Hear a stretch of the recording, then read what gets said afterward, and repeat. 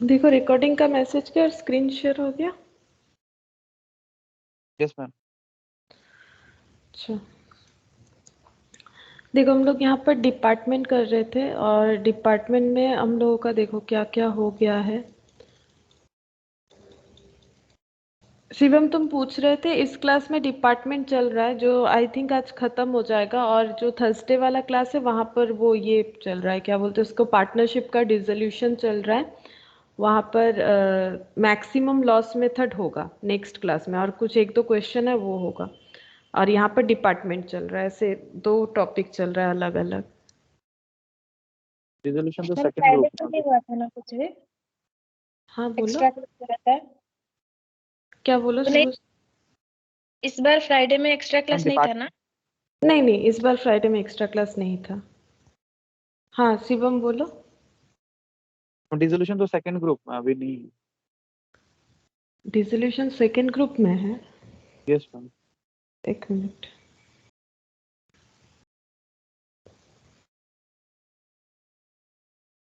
ओ इसमें पार्टनरशिप है ही नहीं ना, ओ तुम्हारा एक ग्रुप के लिए है। एक मिनट।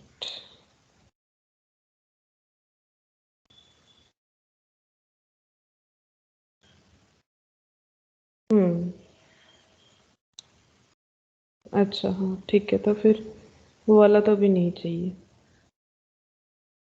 ठीक है, तो फिर ये डिपार्टमेंट वाले पे ही देखो, उसका छोड़ दो, वो मैंने सेंड किया था शायद वीडियो, उसको छोड़ दो, उसका ज़रूरत नहीं है अभी करने का तुम्हारा। ठीक है मैम। हम्म। अच्छा देखो डिपार्टमेंट में हम लोग जो कर रहे थे उसमें लगभग हम लोगों ने ये देखो ये सारा चीज कर लिया था। ठीक है, नॉर्मल डिपार्टमेंट का पूरा जो टॉपिक था वो दो पार्ट में डिवाइडेड था, एक नॉर्मल डिपार्टमेंट का था और एक था इंटर डिपार्टमेंटल ट्रांसफर। ठीक है, तो जो नॉर्मल डिपार्टमेंट का था उसमें तो कुछ नहीं है, जैसे हम लोग कॉस्ट में पढ़ते हैं कि जो भी खर्चा होता है जो ओवरऑल दिख रहा है, जो खर्चा हम लोग एलोकेट कर पाएंगे वो एलोकेट होगा, जो नहीं होगा वो एक पर्टिकुलर बेसिस पे अपोर्शन करना पड़ेगा, वही चीज हम लोग सीख रहे थे। अच्छा, उसके बाद हम लोगों ने यहाँ पर लास्ट क्लास में एक क्वेश्चन किया था, इलास्ट्रेशन 27 था जो थोड़ा सा अलग था। ठीक है, जहाँ पर इस क्वेश्चन का स्पेशलिटी ये था कि यहाँ पर सारा चीज हमें यूनिट में दिया हुआ था। ठीक है, कुछ भी हमें क्वांटिटी में नहीं दिया हुआ था एक्सेप्ट सेल को और टोटल परचेज को छोड़ के। तो हम लोगों ने उसको यहाँ पर देखा कि किस तरह से हम लोग यूनिट इसको कैलकुलेशन करके इसका हम लोग कॉस्ट कैलकुलेट कर सकते हैं, ये वाला था। ठीक है, ये एक अलग क्वेश्चन था। और इंटर डिपार्टमेंटल ट्रांसफर देखा, तो उसमें पहले हम लोगों ने दो छोटा छोटा क्वेश्चन किया था जहां पर हम लोग प्रॉफिट कैसे जो स्टॉक रिजर्व जो होता है, स्टॉक रिजर्व क्या होता है कि अगर कोई डिपार्टमेंट दूसरे डिपार्टमेंट से स्टॉक ले रहा है और अगर वो उसे बेच रहा है, बेचने का मतलब ही होता है प्रॉफिट लगा के, सिर्फ ट्रांसफर नहीं कर रहा है। ट्रांसफर दो तरह से हो सकता है इंटर डिपार्टमेंटल, एक तो कॉस्ट में, एक मतलब इनवॉइस प्राइस में। इनवॉइस मतलब प्रॉफिट लगा के यानी लोडिंग लगा के, तो अगर कॉस्ट में भेज रहा है तो नो प्रॉब्लम, लेकिन अगर प्रॉफिट लगा के भेज रहा है तो हमें क्या करना पड़ता है, अगर ऐसा स्टॉक जो ट्रांसफर लिया गया है, ठीक है, जो ट्रांसफर लिया गया है दूसरे डिपार्टमेंट से और उसने प्रॉफिट लगा के बेचा था, तो वो स्टॉक अगर बच जाता है, पूरा पूरी नहीं सेल होता है, एज ए क्लोजिंग स्टॉक रह जाता है, तो उससे हमें प्रॉफिट को एलिमिनेट करना पड़ता है। इसको हम लोग बोलते हैं अनरियलाइज्ड प्रॉफिट, या फिर इसको हम लोग बोल सकते हैं स्टॉक रिजर्व। ठीक है, तो वो स्टॉक रिजर्व कैसे कैलकुलेट करना है वो हम लोगों ने देखा था। उसके बाद यहाँ पर देखो एक क्वेश्चन, यहाँ पर नहीं, ये वाला नहीं, कहाँ गया ये, अच्छा ये वाला देखो, यहाँ पर और एक ऐसा क्वेश्चन किया था हम लोगों ने। उसके बाद एक क्वेश्चन नंबर 22 किया था जहां पर हम लोग स्टॉक रिजर्व निकाले थे और कंटेंट रेशियो हमारा दिया हुआ था। कंटेंट रेशियो मतलब क्लोजिंग स्टॉक में जरूरी तो नहीं है कि पूरा ही इंटर डिपार्टमेंटल ट्रांसफर का हो, अगर वो बाहर से खरीदता है, जैसे ये वाला क्वेश्चन देखने से ही समझ में आएगा। ये देखो जो रॉ मेटेरियल, ये कुछ रेडीमेड क्लोथ डिपार्टमेंट था इसका नाम, तो ये जो परचेस करता है ये बाहर से भी परचेस करता है, ये इंटर डिपार्टमेंटल उसका नाम अलग रहेगा, दोनों ही परचेज है लेकिन दोनों का जो नाम है वो अलग रहेगा। जो आउटसाइडर परचेज है वो परचेज लिखा हुआ रहता है, और जो इंटर डिपार्टमेंटल ट्रांसफर है मतलब ये देखो इसके यहाँ पर 3 लाख है टू साइड में और इसके यहाँ पर बाई साइड में 3 लाख है, इसका मतलब क्लोथ डिपार्टमेंट ने रेडीमेड क्लोथ डिपार्टमेंट को 3 लाख का सेल किया है। इसका मतलब जो क्लोजिंग स्टॉक बना ये 60 1000 का, ठीक है। ये 60,000 का जो क्लोजिंग स्टॉक बन रहा है इसमें इसका भी हिस्सा होगा और इसमें इसका भी हिस्सा होगा। इसका मतलब है कि जो बाहर से खरीद रहे हैं उससे भी क्लोजिंग स्टॉक बना होगा, जो हम लोगों ने डिपार्टमेंट से खरीदा हुआ है अगर बच गया है तो उसमें भी क्लोजिंग स्टॉक है। तो हमें कंटेंट रेशियो निकालना पड़ता है। कंटेंट रेशियो मतलब कितना पोर्शन है जो कि डिपार्टमेंट से लिया हुआ है। लेकिन क्वेश्चन में अगर हमें कंटेंट रेशियो गिवन है, जैसे कि इसमें गिवन था कि जो भी स्टॉक होता है उसका आई थिंक कुछ 15% या नहीं, 15 नहीं, 75%, ये देखो 75% जो है वो इंटर डिपार्टमेंटल ट्रांसफर वाला स्टॉक होता है। तो ये कंटेंट रेशियो होता है। तो कंटेंट रेशियो 75% का मतलब है टोटल अगर 100 रुपए का क्लोजिंग स्टॉक बनेगा, 75% कंटेंट रेशियो का मतलब है अगर 100 रुपए का क्लोजिंग स्टॉक है, 75 रुपए डिपार्टमेंट से लिए हुए सामान से बना हुआ क्लोजिंग स्टॉक है, बाकी 25 जो है वो बाहर से लिया हुआ है। तो हम लोग ऑब्वियसली स्टॉक रिजर्व इस पे ढूंढना पड़ेगा, इस पे थोड़ी ना ढूंढना है, क्योंकि बाहर वाले हमें कितने में बेचते हैं वो तो ऑर्गेनाइजेशन को पता नहीं चलता है ना, वो तो अपना प्रॉफिट लगा के बेचते हैं। लेकिन अगर ऑर्गेनाइजेशन के अंदर ही ट्रांसफर चलता रहे तो जरूर हमें प्रॉफिट पता होता है। तो यहाँ पर हमें प्रॉफिट को एक्सक्लूड करना पड़ता है सही प्रॉफिट निकालने के लिए। इसको बोला जाता है इन स्टॉक रिजर्व या फिर अनरियलाइज्ड प्रॉफिट, क्योंकि अभी तक रियलाइज नहीं हुआ है, ठीक है। तो यहाँ तक हम लोगों ने किया था। आज हम लोग ये अनरियलाइज्ड प्रॉफिट रिलेटेड क्वेश्चन ही आगे करेंगे, ठीक है। ये वाला स्लाइड में यहाँ नहीं लिखा जाएगा, ये कुछ स्टोरेज फुल हो गया, यहाँ पर करना पड़ेगा, ठीक है। चलो यहाँ से करते हैं हम लोग स्टार्ट। यहाँ पर क्वेश्चन नंबर, ये कुछ क्वेश्चंस था हम लोगों ने किया था। ये देखो 18th नंबर, हम एकदम स्टार्टिंग से चलते हैं। देखो 18th हमारा हो गया था, ठीक है, जो कि नॉर्मल क्वेश्चन था। 19 भी हमारा हो गया, अच्छा। 21 भी कर लिया था। 22 ये भी हो गया, ठीक है, 22 भी हो गया। अब हम लोग करेंगे 23 से। ये देखो 23 नंबर क्वेश्चन से करेंगे। A company has two department P and Q. Department P sell goods to Department Q at normal selling price. मतलब normal selling price का मतलब ये होता है कि P अगर बाहर वाले को जितने में बेचेगा वो Q को भी उतने में ही बेच रहा है, मतलब प्रॉफिट लगा के बेच रहा है। अगर सेलिंग प्राइस में बेच रहा है, नॉर्मल सेलिंग प्राइस में, इसका मतलब कस्टमर को जितने में बेच रहा है अपने डिपार्टमेंट के अंदर भी उसी प्राइस में बेच रहा है, मतलब प्रॉफिट लगा के बेच रहा है। तो ये इंटर डिपार्टमेंटल ट्रांसफर तो है ही। और कौन सा वाला इंटर डिपार्टमेंटल ट्रांसफर है? एट इनवॉइस प्राइस वाला। तो इसमें अगर पी ने जो भी स्टॉक बेचा है अगर क्यू पूरा बेच देता है तो बहुत अच्छा बात है, लेकिन अगर क्यू का कोई भी क्लोजिंग स्टॉक बच जाता है तो हमें ये देखना पड़ेगा कि उसमें पी से लिया गया स्टॉक का कितना पोर्शन है, ठीक है। अच्छा, from the following particular prepare departmental trading and profit and loss account for the year ended 31st of March 2018 and also ascertain the net profit to be transferred to balance sheet. तो हमें trading PL बनाना है और balance sheet भी बनाना पड़ेगा, ठीक है। तो opening stock दे रखा है 5 लाख और नील, परचेज दे रखा है 28 lakh, 3 lakh, goods from P. यहाँ से हमें समझना पड़ेगा कौन किसको ट्रांसफर कर रहा है। वैसे तो यहाँ बोल ही दिया है पी क्यू को ट्रांसफर कर रहा है, इसीलिए goods from P, P transfer कर रहा है, ठीक है। तो पी ट्रांसफर कर रहा है तो रिसीव कौन करेगा? क्यू। तो क्यू के कॉलम में दिया हुआ है 8 लाख। वेजेस दे दिया है अलग अलग 3 लाख 50, 2 लाख। Travelling expense 20, 1 lakh 60। अच्छा, ये ट्रेडिंग में जाता है ओपनिंग स्टॉक, परचेस ट्रेडिंग में जाता है, इंटर डिपार्टमेंटल ट्रांसफर भी ट्रेडिंग में जाएगा क्योंकि ये स्टॉक रिलेटेड आइटम है, ठीक है। वेजेस भी ट्रेडिंग में जाता है, लेकिन ट्रैवलिंग एक्सपेंस कहाँ जाएगा? पीएल। पीएल, ठीक है। ट्रैवलिंग एक्सपेंस जो है वो पीएल में चला जाएगा। Closing stock at cost to the department, ठीक है, मतलब हर एक डिपार्टमेंट का अपना अपना स्टॉक को, क्लोजिंग स्टॉक को अकॉर्डिंग टू AS2 जो हम लोगों ने पहले किया है, AS2 के हिसाब से क्या होता है क्लोजिंग स्टॉक का वैल्यूएशन? क्या होता है? कॉस्ट और एनआरवी, यानी net realisable value whichever is lower. यहाँ पर एनआरवी तो हमें दिया नहीं है तो हम लोग अपना कॉस्ट में ही वैल्यू करेंगे। देखो क्लोजिंग स्टॉक दे रखा है कॉस्ट में, ठीक है। तो ये 8 लाख जो है ये पी का कॉस्ट है, क्यू का कॉस्ट है 2,09,000, क्योंकि पी भले ही उसे प्रॉफिट लगा के बेच रहा हो, लेकिन वो जब पी से ले रहा है यानी खरीद रहा है यहाँ पर, क्योंकि प्रॉफिट लगा के वो बेच रहा है तो वो खरीद रहा है, सिर्फ ट्रांसफर नहीं है, ये खरीदना भी हो रहा है, ठीक है।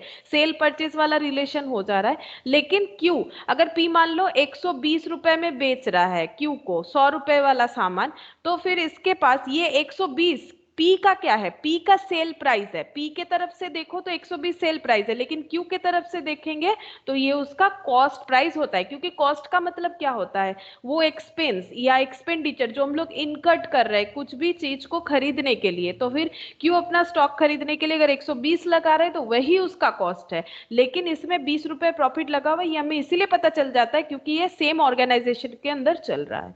सेल्स दिया हुआ है 30 और 2 लाख, प्रिंटिंग स्टेशनरी 30 और 20, ये सेल्स जो है ये ट्रेडिंग में जाएगा, प्रिंटिंग स्टेशनरी जो है ये पीएल में चला जाएगा।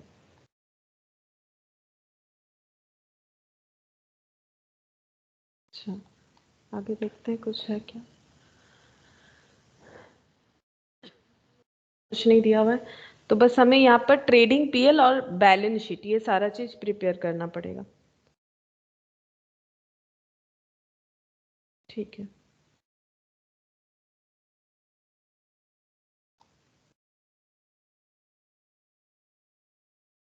तो ऐसे लिखना पड़ेगा, in the books of A and company departmental trading and profit and loss account for the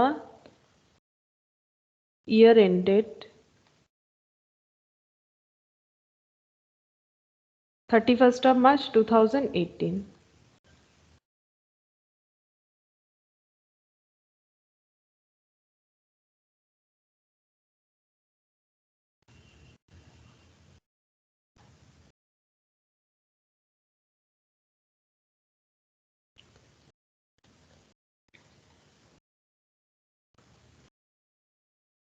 particulars department P department Q, department P department Q, यहाँ पर हम लोग चाहे तो एक टोटल कॉलम कर सकते हैं, particulars department P department Q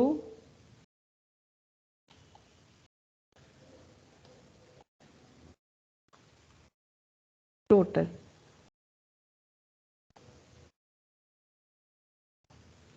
opening stock to opening stock, एक का ही दिया हुआ है सिर्फ पी का 5 लाख, क्यू का कुछ भी ओपनिंग स्टॉक नहीं है, तो यहाँ पर भी 5 लाख हो जाएगा।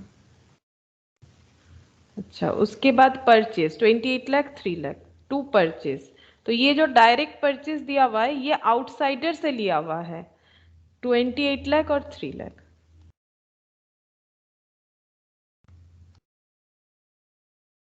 इसमें नहीं पता कितना प्रॉफिट जुड़ा हुआ है, हम लोग कैलकुलेट भी नहीं कर सकते, ये दोनों का अपना अपना कॉस्ट है, क्योंकि पी ने 28 लाख खर्चा किया तभी उसके पास स्टॉक आया, क्यू ने 3 लाख खर्चा किया तभी उसके पास स्टॉक आया, 28 और 3 हो जाता है 31 लाख। अच्छा अब इंटर डिपार्टमेंटल ट्रांसफर देखो गुड्स फ्रॉम पी, पी से ट्रांसफर हुआ है तो पी सेल कर रहा है और इसका मतलब क्यू परचेज कर रहा है, तो हम लोग परचेज जिधर लिखते हैं हमें लैंग्वेज एक ही यूज करना है, टू इंटर डिपार्टमेंटल ट्रांसफर और बाई इंटर डिपार्टमेंटल। तो हम लोग पहले लिख लेते हैं, क्योंकि इंटर डिपार्टमेंटल ट्रांसफर है तो एक जगह होगा टू इंटर डिपार्टमेंटल ट्रांसफर, और यहां पर हो जाएगा सेल के लिए ऊपर जगह छोड़ दिया मैंने, बाई इंटर डिपार्टमेंटल ट्रांसफर। अब हमें यहाँ पर आइडेंटिफाई करना पड़ेगा कौन से कॉलम में कितना अमाउंट जाएगा, तो पहले ये देखो एक ही ट्रांसफर है 8 लाख का, कौन किया है, पी ने किया है, तो पी कौन है, सेलर या परचेजर, कौन सा डिपार्टमेंट सेलर है कौन सा परचेजर है वो हमें सोचना पड़ेगा, क्योंकि इधर हम लोग सेल लिखते हैं इधर परचेज लिखते हैं। अब यहाँ पर बोल ही दिया है पी सेल करता है तो सेलर कौन है, पी होगा। अच्छा तो पी अगर सेलर है तो पी के पीएम सेलर। हाँ हाँ पी सेलर है तो सेल साइड में हमें पी के कॉलम में लिखना पड़ेगा, मतलब कौन से कॉलम में लिखे ये कंफ्यूजन हो जाता है, पी के कॉलम में लिखे या क्यू के कॉलम में लिखे। तो सेलर अगर हम लोग पहले सेलर चूज किए हैं तो बाई साइड में लिखेंगे तो 8 लाख, ठीक है 8 लाख, यहाँ पर बाई साइड में पी के कॉलम में जाएगा, और क्यू साइड में, सॉरी डेबिट साइड मतलब टू साइड जो है वहां पर किसके कॉलम में जाएगा? टू साइड में मतलब एक जन सेलर है तो दूसरा परचेजर होगा। अगर पी सेलर है तो परचेजर क्यू है, तो परचेज तो हम लोग टू साइड लिखते हैं, डेबिट होता है। तो ये भी परचेज है, लेकिन कैसा? इंटर डिपार्टमेंटल ट्रांसफर वाला परचेज। तो यहाँ पर 8 लाख हो जाएगा। तो ये हो गया 8 लाख टोटल, और यहाँ पर 8 लाख। अच्छा, उसके बाद वेजेस है, वेजेस दे दिया है 3,50,000 और 2 लाख। 2 वेजेस 3,50,000 और 2 लाख। अच्छा, 3,50,000 और 2 लाख कितना हो जाएगा? 5,50,000। अच्छा, और क्लोजिंग स्टॉक होना चाहिए, सेल्स होना चाहिए। अच्छा, क्लोजिंग स्टॉक 8 लाख और 2 लाख 9, यहाँ पर लिख देते हैं बाई क्लोजिंग स्टॉक 8 लाख और 2 लाख 9। अच्छा, 8 लाख और 2 लाख 9 ही हो जाएगा 10,09,000। अच्छा, अब यहाँ पर देखो सेल्स 30 और 2 लाख बाई सेल्स 30 और 2 लाख, यानी 32 लाख। ये हो जाएगा 32 लाख। मैम 20 लाख है सेल। ओ 20 लाख है क्या? हाँ हाँ हाँ 20 लाख है, तो ये 50 हो जाएगा, फिर 30 और 20 50 लाख हो जाएगा। बस ये सब लिखेंगे, क्योंकि एक ही बचा ट्रैवलिंग एक्सपेंस जो हमारा पीएल में जाना चाहिए। तो ट्रैवलिंग एक्सपेंस हम लोग पीएल में लिखेंगे, ट्रैवलिंग लिखेंगे। अच्छा, प्रिंटिंग भी लिखेंगे।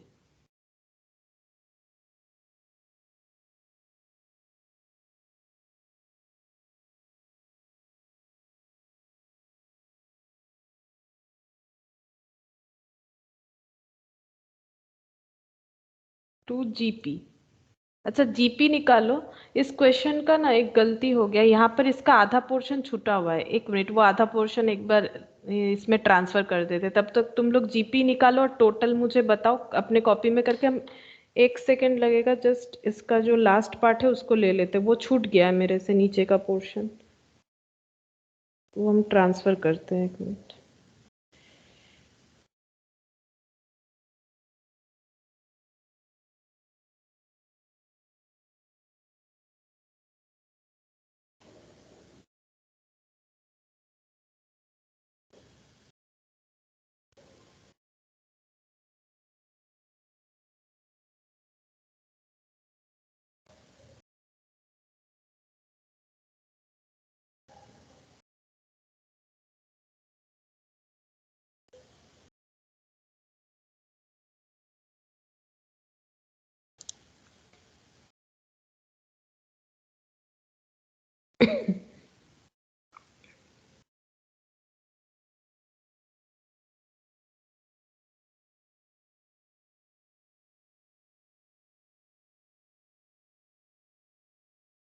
Question number 23।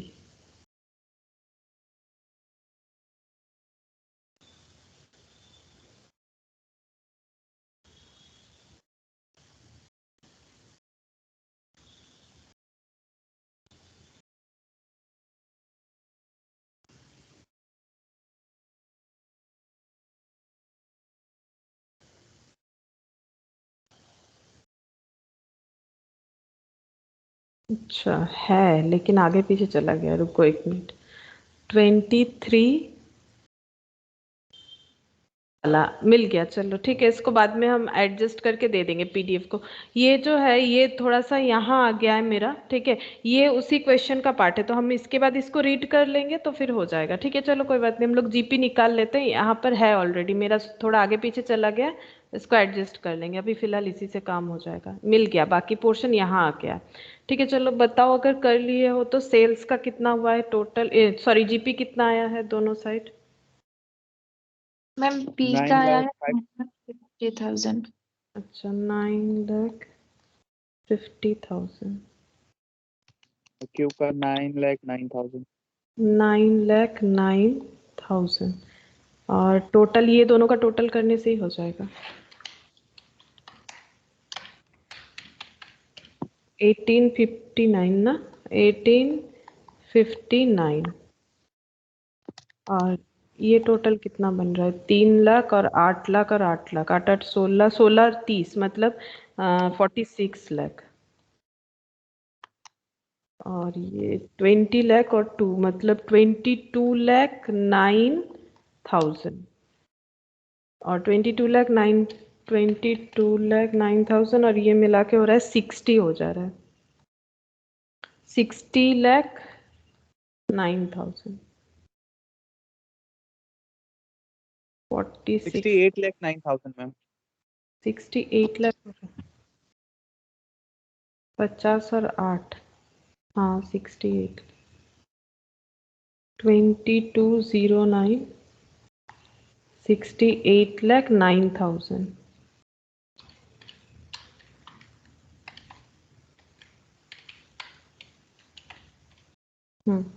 अच्छा, अब इसको हम लोग ट्रांसफर कर लेते हैं पीएल बनाने के लिए। यहाँ पर बाई जीपी बोल के, बाई जीपी ब्रॉट डाउन 9,50,000, 9,09,000 और 18,59,000। अच्छा, अब यहाँ पर लिखेंगे 2। अच्छा, उधर ट्रैवलिंग एक्सपेंसेस था, चलो वहां पर कंप्लीट करके फिर यहाँ पर चले आएंगे हम लोग। यहाँ पर ये काफी आगे पीछे हो गया है। ये रहा ट्रैवलिंग एक्सपेंस 20 और 1,60,000 टू ट्रैवलिंग। 20,000 और 1,60,000, तो ये हो गया 1,80,000। अच्छा, to printing and stationery, printing and stationery. अच्छा, प्रिंटिंग एंड स्टेशनरी 30 और 25, 30 और 25, तो ये हो जाएगा 55,000। अच्छा, 55,000 हो गया। अब यहाँ पर ये वाले पोर्शन में हमें जाना पड़ेगा। अच्छा, सैलरी 33,000, एडवर्टाइजमेंट 1,20,000। अच्छा, the following expenses incurred for both the departments they are not apportion between the department. तो एपोर्शन नहीं किया हुआ है, एपोर्शन किया हुआ हो तो हम लोग एलोकेट कर लेते। ये देखो, ये ऑलरेडी एपोर्शन था। एपोर्शन का मतलब जब डायरेक्टली दे दिया है इस डिपार्टमेंट का इतना ट्रैवलिंग इतना है, ये नहीं बोला है कि टोटल 1,80,000 उसको डिस्ट्रीब्यूट करो। तो जो एपोर्शन नहीं किया हुआ है उसे हमें एपोर्शन करना पड़ेगा पर्टिकुलर बेसिस पे। अब देखते हैं क्या बेसिस दिया हुआ है। Depreciation is charged at the rate of 30% on machinery worth 96,000. Advertisement expenses of the department are to be apportioned in the turnover. Salary and depreciation apportion in the ratio 2:1 and 1:3. तो salary का 2:1, तो पहले salary लिख लेते हैं। Salary है 2 salary 2:1, तो ये हो जाएगा 2:1। 33,000 को 2:1 में डिस्ट्रीब्यूट करना पड़ेगा। 33,000 डिवाइडेड बाई 3, मतलब 22,000 और 11,000, तो ये हो जाएगा 33।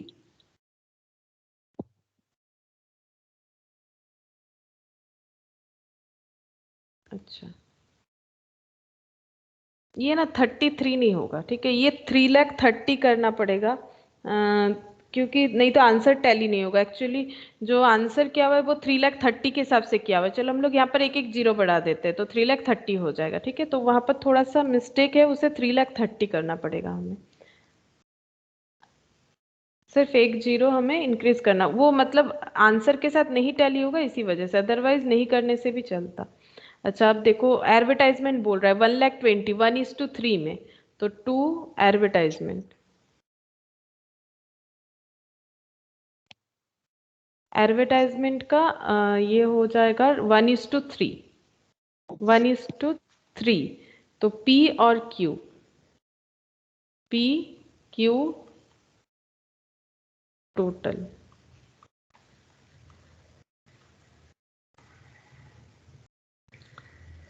एडवर्टाइजमेंट है 1,20,000, 1,20,000 डिवाइडेड बाई 4, मतलब 30। Advertisement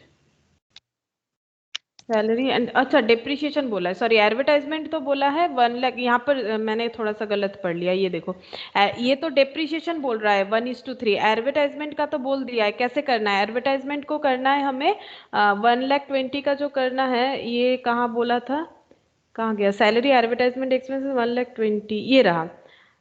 turnover basis, turnover ratio, turnover मतलब सेल्स होता है, तो कितना होगा रेशियो, सेल्स हमें देखना पड़ेगा। ये गलत लिख लिया, ये डेप्रिसिएशन का था ना, ये नहीं लिखना है मुझे। तो कितना होगा जो 3:2. 3:2 होगा, करेक्ट 3:2 होगा। हम लोग सिर्फ जो आउटसाइडर को सेल करते हैं उसका एडवर्टाइज करना पड़ता है। यहाँ पर देखोगे तो पी का सेल वैसे 3 लाख प्लस 8 लाख हो रहा है, ठीक है, मतलब लगभग 11 लाख, हाँ 11 लाख हो रहा है। लेकिन इस पे एडवर्टाइज करने का जरूरत नहीं है, क्योंकि हम लोग खुद के डिपार्टमेंट में सेल करने के लिए, मतलब पी अगर क्यू को सेल करना चाह रहा है तो थोड़ी ना उसमें कोई एडवर्टाइजमेंट का जरूरत है, बिना एडवर्टाइजमेंट के बिकेगा। तो एडवर्टाइजमेंट का खर्चा सिर्फ आउटसाइडर लोगों के लिए करना पड़ता है। तो 3 लाख और 2 लाख, तो 3:2 हो जाएगा, 3:2, यहाँ पर 3:2 में करना पड़ेगा। तो 3:2 यानी हाँ 72,000. हाँ और 48,000 माइनस करने से ही आ जाएगा, 1,20,000 माइनस 72।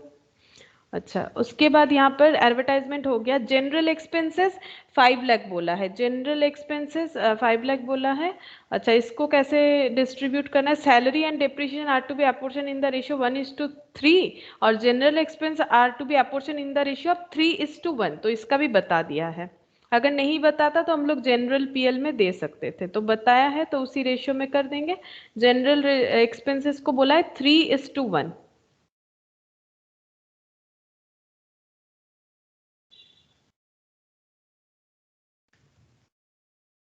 5 लाख, 3,75,000. 3,75,000 और माइनस 5 लाख कर 1,25,000. 1,25,000। अच्छा जनरल एक्सपेंस हो गया। अच्छा डेप्रिसिएशन 30% ऑन मशीनरी, तो पहले डेप्रिसिएशन निकालना पड़ेगा, वो नहीं दिया हुआ है। मशीन 96,000 का है, उस पे 30% डेप्रिसिएशन कितना होगा, 96,000 इंटू 30%, यहाँ पर लिखेंगे 2 डेप्रिसिएशन। 96,000 मशीन है, उस पे 30% डिप्रिसिएशन चार्ज होगा, तो ये 28,800. हाँ 28,800. हाँ 28,800। अब इसको डिस्ट्रीब्यूट करना पड़ेगा, ये हमारा टोटल कॉलम में आ जाएगा, टोटल ऑफ डिप्रिसिएशन, और इसको डिस्ट्रीब्यूट करना है रेशियो 1:3 में, 1:3 में, तो 4 से डिवाइड करना पड़ेगा। 7200. 7200,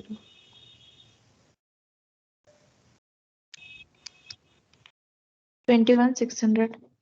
21,600। अच्छा एक मिनट, मैंने प्रिया को लिंक नहीं भेजा।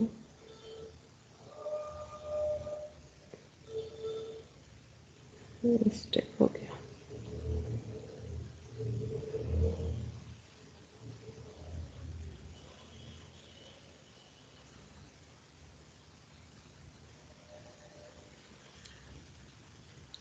अच्छा इसके बाद और कुछ ट्रांसफर नहीं, और तो कुछ नहीं है, सारा खर्चा हो गया, salary advertisement general expense depreciation machinery ये सब हो गया।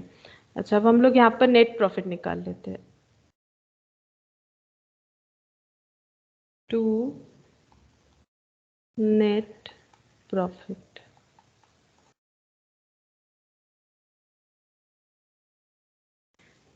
$9,50,000, 9,09,000।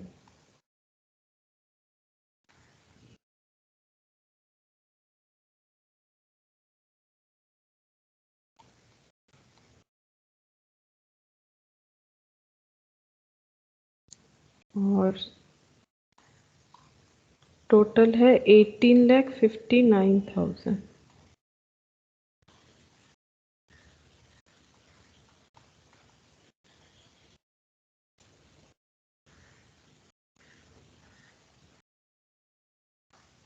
मैम मेरा ये वाला 2,25,800 आया। 2,25,800।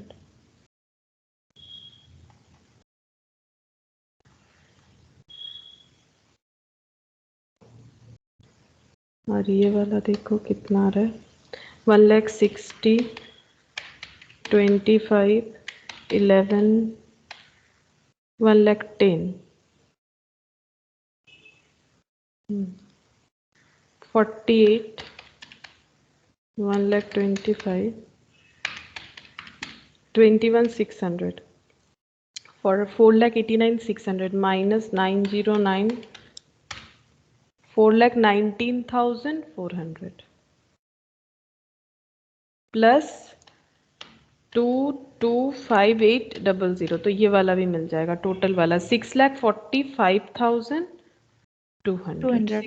हाँ, तो ये हो गया नेट प्रॉफिट। अब क्योंकि इंटर ट्रांसफर है, इंटर डिपार्टमेंटल ट्रांसफर, तो हमें जनरल पीएल बनाने बोला जाए या ना बोला जाए, हमें बनाना पड़ेगा ताकि हम लोग ट्रू प्रॉफिट निकाल पाए। क्योंकि अगर लोडिंग लगा हुआ रहता है तो उससे ट्रू प्रॉफिट नहीं पता रहता है, क्योंकि मेरा क्लोजिंग स्टॉक का जो वैल्यूएशन है वो गलत हो रखा है।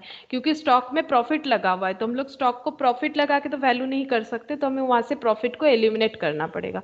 तो जनरल पीएल बनाएंगे, पहले ट्रांसफर करेंगे नेट प्रॉफिट को by net profit, BD, P और क्यू। 2,25,800, 4,19,400, टोटल 6,45,200। और क्लोजिंग स्टॉक में क्योंकि रिजर्व है, अब ओपनिंग स्टॉक में भी रिजर्व हो सकता है पिछले बार वाला, लेकिन इस बार यहाँ पर ओपनिंग स्टॉक दिया नहीं। लास्ट क्लास के क्वेश्चन में ओपनिंग स्टॉक का भी रिजर्व हम लोगों ने कैलकुलेट किया था, क्वेश्चन में बता दिया था कि 15% ऐसा कुछ रेट था। तो इस बार ओपनिंग स्टॉक में नहीं है, तो क्लोजिंग स्टॉक में रिजर्व रहेगा। अब किसके स्टॉक में स्टॉक रिजर्व रहेगा?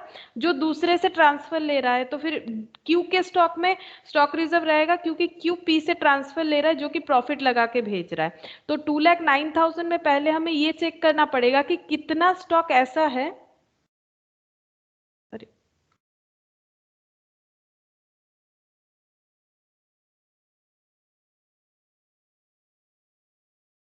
प्रिया, मैंने मतलब ध्यान ही नहीं दिया, मतलब मेरे से छूट गया, तुम्हें वो लिंक सेंड करना, अभी मैंने देखा। Hello, good afternoon ma'am. Good afternoon. Actually मैंने मेरे से छूट गया प्रिया वो देते हुए, लिंक दे शेयर करते हुए। हाँ, लिंक नहीं आया, मुझे वेट करी थी, मुझे लगा कुछ प्रॉब्लम हो गया इसलिए लिंक नहीं आया मैम। हाँ नहीं, मैंने सभी को दिया, मैं पता नहीं तुम्हारा वाला कैसे छूट गया, तो इसीलिए नहीं, मतलब देरी हो गया थोड़ा। मैं रिकॉर्डिंग में देख लूंगी मैम, आप शेयर कर दीजिएगा। ओके, अच्छा, तो 6,45,200। अब हम लोग यहाँ पर स्टॉक रिजर्व निकालेंगे, ठीक है। स्टॉक रिजर्व तो क्योंकि क्लोजिंग स्टॉक इधर लिखा जाता है तो उसका स्टॉक रिजर्व इधर लिखना चाहिए। जैसे क्लोजिंग स्टॉक क्रेडिट आइटम है, क्रेडिट में लिखा जाता है, तो इसका स्टॉक रिजर्व इधर लिखेंगे। तो हम लोग अनरियलाइज प्रॉफिट भी लिख सकते हैं, स्टॉक रिजर्व भी लिख सकते हैं। तो स्टॉक रिजर्व यहाँ पर लिखेंगे। अब जो नेट प्रॉफिट हमारा बैलेंस करके आएगा, वो नेट प्रॉफिट जो है ये ट्रांसफर होगा कैपिटल में। क्योंकि ये वाला नेट प्रॉफिट जो आया हुआ है, ये नेट प्रॉफिट जो आया हुआ है, ये टोटल ये रिजर्व लगा के आया हुआ है। क्योंकि यहाँ पर जब क्लोजिंग स्टॉक कैलकुलेट हुआ तो ये वाला स्टॉक में प्रॉफिट है, हमें पता है। इसी स्टॉक के बेसिस पे जीपी बना, इसी जीपी के बेसिस पे एनपी बना। इसका मतलब ये पूरे एनपी में थोड़ा सा स्टॉक रिजर्व जो है वो है, तो उसे हमें एक्सक्लूड करना पड़ेगा। तो पहले एक्सक्लूड करने के लिए हम लोग यहाँ पर एक वर्किंग नोट बना लेते हैं। पहले हमें देखना पड़ेगा कि कितना प्रोपोर्शन है, ठीक है। तो हमें देखना पड़ेगा element content ratio, content ratio, element of P, element of P in Q's closing stock.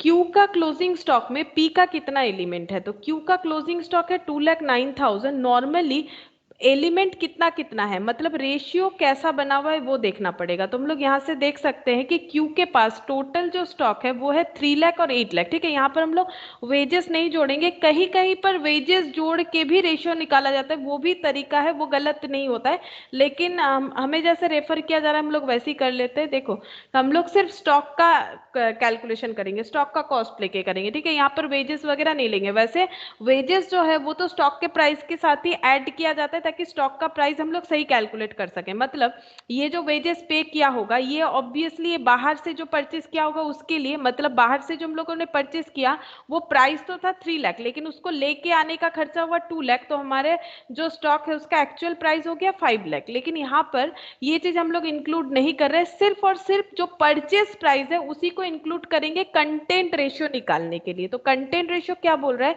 कि क्यू के पास टोटल कितने रुपए का स्टॉक है, 11 लाख, ठीक है। क्यू के पास टोटल 11 लाख का स्टॉक है, कैसे 8 लाख प्लस 3 लाख। ये देखो क्यू के पास जो टोटल स्टॉक है, Q's total stock 8 lakh 3 lakh, तो ये हो जाएगा 11 लाख। इसमें से कितना स्टॉक ऐसा है जो कि पी से लिया हुआ है वो भी हम लोग यहां पर देखने से समझ जाएंगे। ये टोटल स्टॉक है, इसमें से कितना स्टॉक ऐसा है जो कि पी से लिया हुआ है, 8 लाख, ठीक है। 8 लाख, 11 लाख में 8 लाख पी वाला स्टॉक है, यहां पर लिख सकते हैं stock taken from P 3 lakh, नहीं 8 लाख था ना, मैंने 3 लाख लिख दिया, 8 लाख। 8 लाख का स्टॉक ऐसा है जो कि पी से लिया हुआ है, ठीक है। तो अब हम लोग कंटेंट रेशियो निकाल सकते हैं। 11 लाख में 8 लाख पी वाला है, मतलब नीचे पी प्लस क्यू दोनों का हो जाएगा, मतलब पी प्लस क्यू नहीं, एक्चुअली हम लोग बोल सकते हैं पी प्लस आउटसाइडर। नीचे वाला जो है पी प्लस आउटसाइडर से लिया हुआ स्टॉक है, और ऊपर अगर हम लोग लिख लेते हैं पी स्टॉक तो हमें कंटेंट रेशियो पता चल जाएगा। जस्ट उसी चीज को हम लोग को यहाँ पर फॉलो करना है, टोटल स्टॉक में कितना क्यू से लिया हुआ है। तो कंटेंट रेशियो ऐसा हो जाएगा 8 लाख डिवाइडेड बाई 11 लाख। तो इसमें अगर हम लोग ऐसे ही रख देते हैं तो ये रेशियो में आ जाएगा 8/11। अगर हम लोग जीरो को एलिमिनेट कर देते हैं, ठीक है, 8/11 आ जाएगा। अगर हम लोग यहाँ पर इंटू 100 कर देंगे तो हमें परसेंटेज में मिल जाएगा, वो भी हम लोग कर सकते हैं। तो जैसा ठीक लगे हम लोग कर सकते हैं, परसेंटेज में भी कर सकते हैं, लेकिन यहाँ पर पॉइंट में आ जाता है अगर, तो परसेंटेज नहीं करना ही बेटर होता है, क्योंकि 8/11 इंटू 100 करोगे तो कितना परसेंट ले, 52.7277 ऐसे आ जा रहा है, इसमें प्रॉब्लम होगा कैलकुलेट करने में। तो हम लोग 8/11 बोल सकते हैं कंटेंट रेशियो, ठीक है। अब यहाँ पर देखो अगर इसको हम लोग यूनिटरी मेथड से समझते हैं तो ये कुछ ऐसा होता है कि 11 लाख के स्टॉक में 8 लाख पी वाला स्टॉक है, ठीक है। तो 1 रुपए के स्टॉक में अगर क्यू के पास 11 लाख का स्टॉक है तो उसमें से 8 लाख का स्टॉक उसने पी से लिया हुआ है। तो अगर उसके पास 1 रुपए का स्टॉक है तो कितना स्टॉक पी से लिया हुआ होगा, 8 लाख डिवाइडेड बाय 11 लाख। ये हो गया मेरा यूनिटरी मेथड। मुझे क्या निकालना है कि क्लोजिंग स्टॉक जो बचा हुआ है इसमें ये 8 लाख का कितना पोर्शन है, मुझे निकालना है कि 8 लाख का कितना पोर्शन ये 2,09,000 में है, क्योंकि 2,09,000 जो बना हुआ है ये दो तरह के स्टॉक से बना हुआ है, एक आउटसाइडर एक पी वाला। मुझे पी का जो क्वांटिटी है वो कैलकुलेट करना है, तो इसके लिए यूनिटरी मेथड के हिसाब से हम लोग ये बोल सकते हैं कि 2,09,000 वाले स्टॉक में कितना अमाउंट होगा, तो 8 lakh divided by 11 lakh into 2,09,000 ऐसे हम लोग कर सकते हैं। तो ये जस्ट मैंने समझाने के लिए बोला। तो कंटेंट रेशियो निकालने के बाद क्या करना पड़ता है, कंटेंट रेशियो निकल गया, अब हम लोग निकालेंगे अमाउंट, ठीक है, अमाउंट ऑफ पीस एलिमेंट कितने अमाउंट का है। तो ऐसे हो जाएगा 2,09,000 मतलब क्लोजिंग स्टॉक, मतलब फॉर्मूला ऐसा होता है, फॉर्मूला इस तरह से बना हुआ है, closing stock into content ratio, जितना कंटेंट होगा। तो इसका मतलब ये देखो 11 रुपए के स्टॉक में 8 रुपए का स्टॉक पी वाला है, तो 2,09,000 वाला कितना होगा, तो ऐसे कर लेंगे, ठीक है। ये करने का जरूरत नहीं है, लेकिन इसी से ही फॉर्मूला बना हुआ है।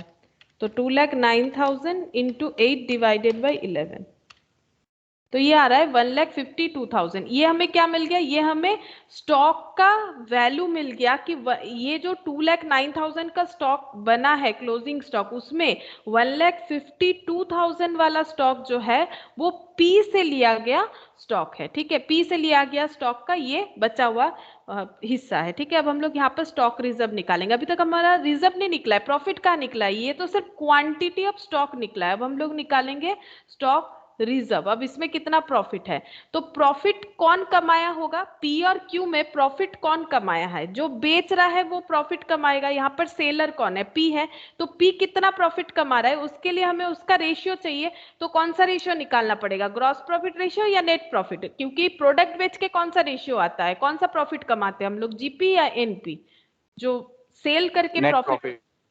नेट प्रॉफिट सोचो थोड़ा सा, जो स्टॉक बेच के प्रॉफिट होता है वो क्या होता है, नेट प्रॉफिट मतलब तो प्रॉफिट से बिजनेस को चलाने का ग्रॉस खर्चा, ग्रॉस प्रॉफिट होगा ना।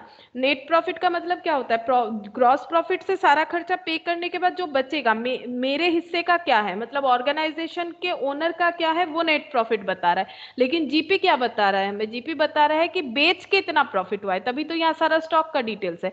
तो पी का प्रॉफिट क्या है, पी का रेशियो जो है वही यहाँ पर लगेगा, क्योंकि क्वेश्चन में पहले ही बता दिया था कि पी जो है वो नॉर्मल सेलिंग प्राइस में बेचता है, तो मार्केट वाले से जो प्रॉफिट कमाता है वही इसी से कमाया होगा।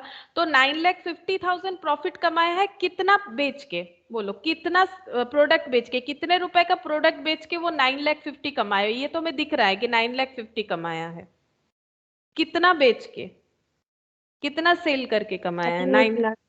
38 लाख। हम लोग तब सिर्फ 30 लाख नहीं बोलेंगे, क्योंकि बेचा तो दोनों को है, पी को, क्यू को भी बेच दिया और ये आउटसाइडर को बेचा है, और ये इसी का टोटल प्रॉफिट, इसी पे प्रॉफिट इतना कमा रखा है। तो हम लोग इसका रेशियो निकाल सकते हैं, मतलब परसेंटेज निकाल सकते हैं कि कितना परसेंट प्रॉफिट कमा रहा है। तो परसेंटेज ऑफ प्रॉफिट यहाँ पर निकाल लेते हैं, परसेंटेज ऑफ प्रॉफिट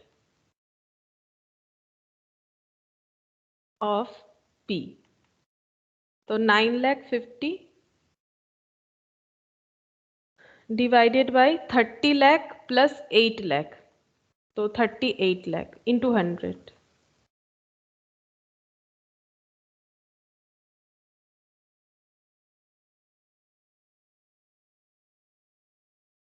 तो ये हो जाएगा 25, हाँ 25%। तो P एक्चुअली 25% प्रॉफिट कमाता है, मतलब 100 रुपए के सामान में वो 25 रुपए का प्रॉफिट लगाता है। अगर 100 रुपए में बेचता है तो 25 रुपया प्रॉफिट कमाता है। तो ये कौन सा प्राइस है, P का बेचा हुआ प्राइस या खरीदा हुआ प्राइस, 1,52,000 जो निकला, ये क्या निकला, ये Q का जो स्टॉक है उसमें 1,52,000 P वाला स्टॉक है, P से खरीदा गया स्टॉक है। तो 1,52,000 ये क्या वैल्यू है, P का क्या वैल्यू है, और क्यू के लिए क्या वैल्यू है, ये सोचो। 1,50,000 वैल्यू है हाँ, पी के पी लिए का। क्या है, हाँ सेल वैल्यू, और क्यू का क्या है, कॉस्ट वैल्यू। ठीक है, तो हमें स्टॉक रिजर्व यानी प्रॉफिट निकालना है। तो 1,52,000 में प्रॉफिट कौन कमाया होगा, जो खरीदा या जो बेचा, ये तो सेलर था और ये बायर, जो सेलर है वही प्रॉफिट कमाया है। तो 1,52,000 में कितना प्रॉफिट, अब सेलर कितना प्रॉफिट कमाता है वो तो हम लोगों ने कैलकुलेट कर ही लिया, कितना परसेंटेज, 25।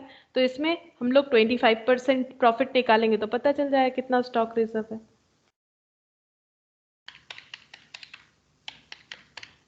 38,000। ठीक है, ये कंसेप्ट होता है। क्यों इस तरह से करना पड़ेगा, तो देखो स्टॉक रिजर्व निकालने का 2 स्टेप है। पहला स्टेप ये है कि हमें कंटेंट रेशियो निकाल लेना है, फिर कंटेंट रेशियो के रेस्पेक्ट में हमें क्लोजिंग स्टॉक में उसका अमाउंट कैलकुलेट करना है, क्लोजिंग स्टॉक में कितना कंटेंट है वो कैलकुलेट करना है, जो ट्रांसफर किया है उसका। ठीक है, और उसके बाद हम लोगों को क्या कैलकुलेट करना चाहिए, जो सेलर है, मतलब जो सेलर डिपार्टमेंट है उनका प्रॉफिट का रेशियो, और उससे हम लोगों को प्रॉफिट कैलकुलेट करना पड़ेगा।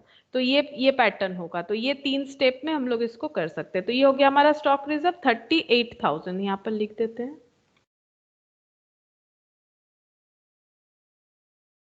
तो नेट प्रॉफिट निकल जाएगा माइनस करने से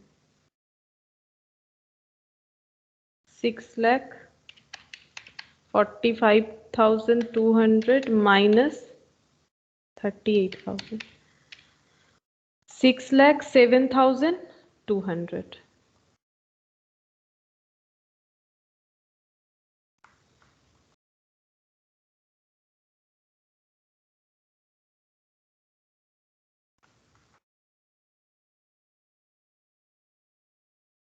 बस इतना ही करना था इसमें, ये कंप्लीट हुआ। अच्छा, इसका कुछ बैलेंस शीट भी बोला था, एक मिनट, ये क्वेश्चन थोड़ा आगे पीछे हो गया, ये प्रॉब्लम है।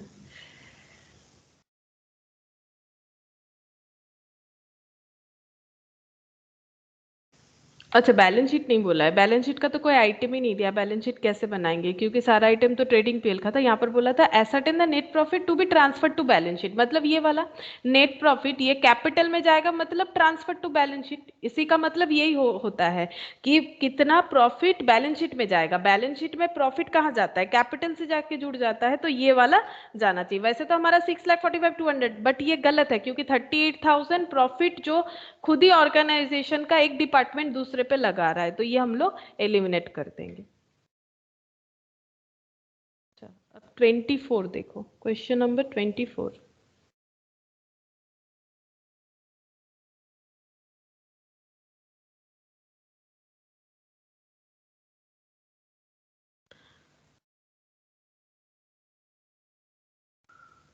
Samudra and Company, a partnership firm, has 3 departments KLM which are under the charge of partner B, C and D.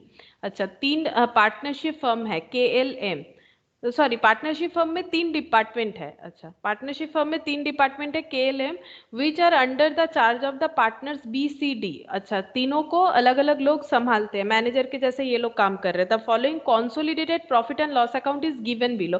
Consolidated का मतलब है सबका मिला जुला के, ठीक है। KLM तीनों डिपार्टमेंट का जो मिला के प्रॉफिट एंड लॉस होता है, जैसे जो जनरल PL वही वाला है ये वाला।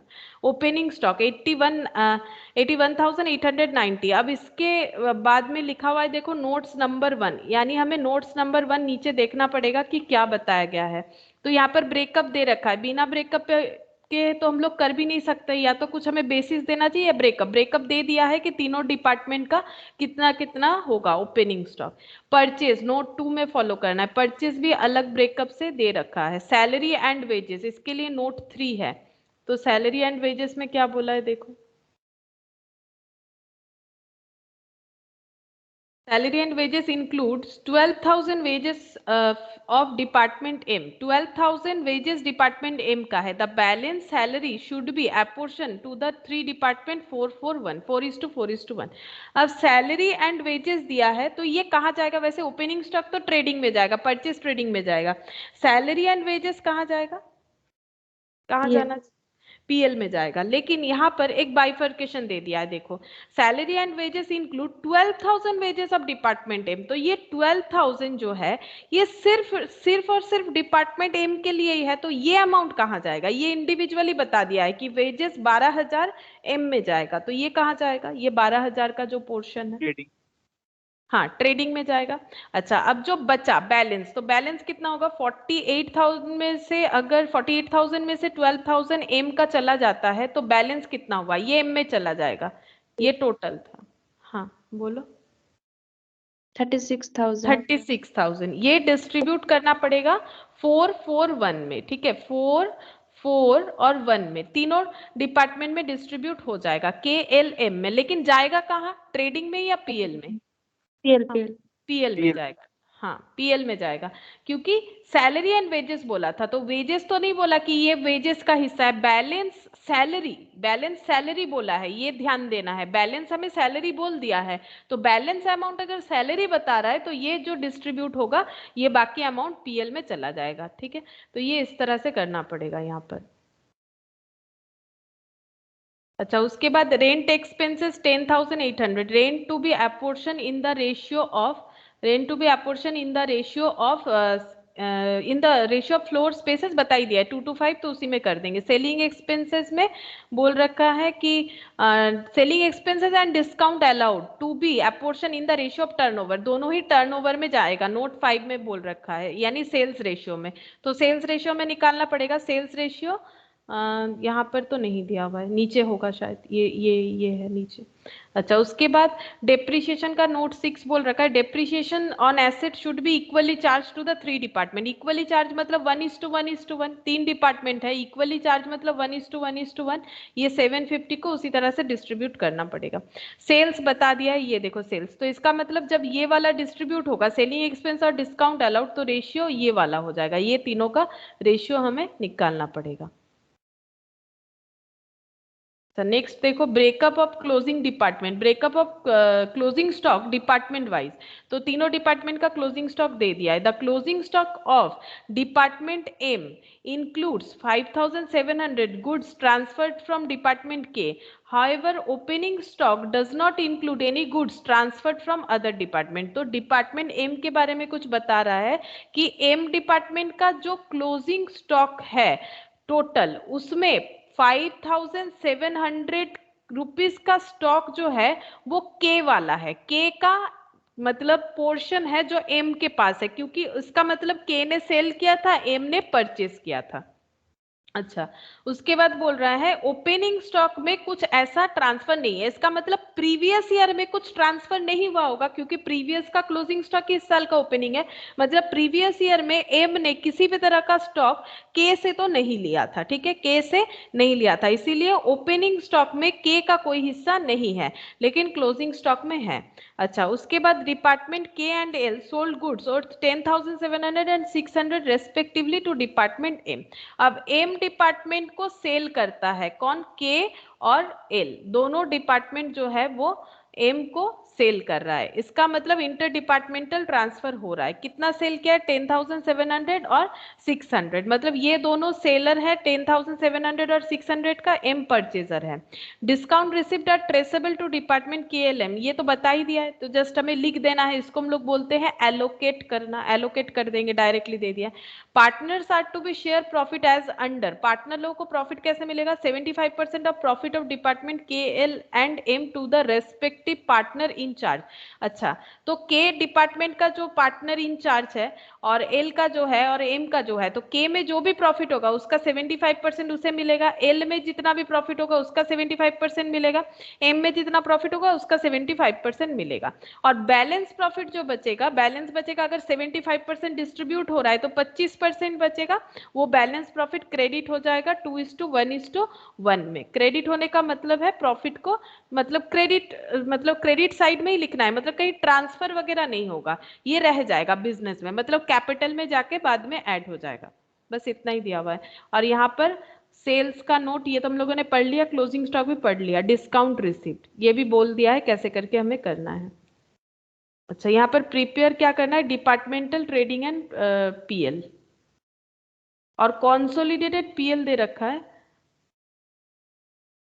तो कुछ नहीं बोला है, कॉन्सोलिडेटेड बनाने के लिए तो नहीं बोला है यहाँ पर, नहीं, ठीक है, लेकिन हम लोग लास्ट में एक नहीं कुछ बोला तो नहीं बनाने के लिए बैलेंस शीट ये सब, तो फिर पीएल को ही बना लेते हैं, ट्रेडिंग पीएल। ये यहाँ पर सिर्फ इन्होंने पीएल लिख रखा है, लेकिन वैसे ये तो ट्रेडिंग भी है इसके साथ साथ, तो हम लोग ऐसे लिख सकते हैं, departmental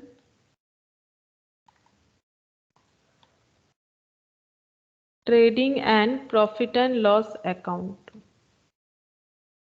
for the year ended 31st of March 2018।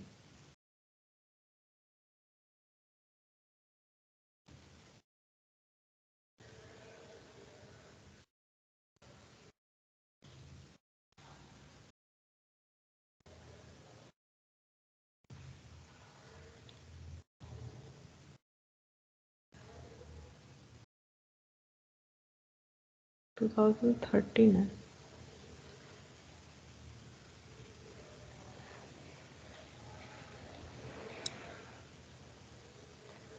KLM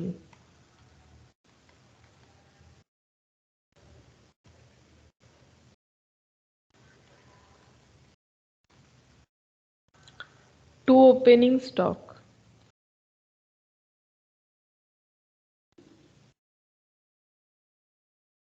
note 1 follow करना है इसके लिए। नोट 1 में ब्रेकअप दे रखा है 37,890, 24,000, 20,000।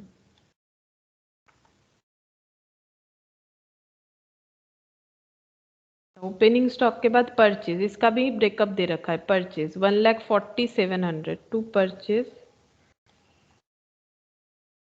1,47,00,000, 8,600, 44,400, 8,600, 44,400। सैलरी एंड वेजेस, अच्छा तो यहाँ पर वेजेस जाएगा, सिर्फ और सिर्फ वेजेस जाएगा, और वेजेस सिर्फ एक ही डिपार्टमेंट का है, एम डिपार्टमेंट का 12,000, तो यहाँ पर सिर्फ एम में चला जाएगा 12,000। रेंट मैम ये यहाँ नहीं पे आएगा। टोटल हाँ बोलो।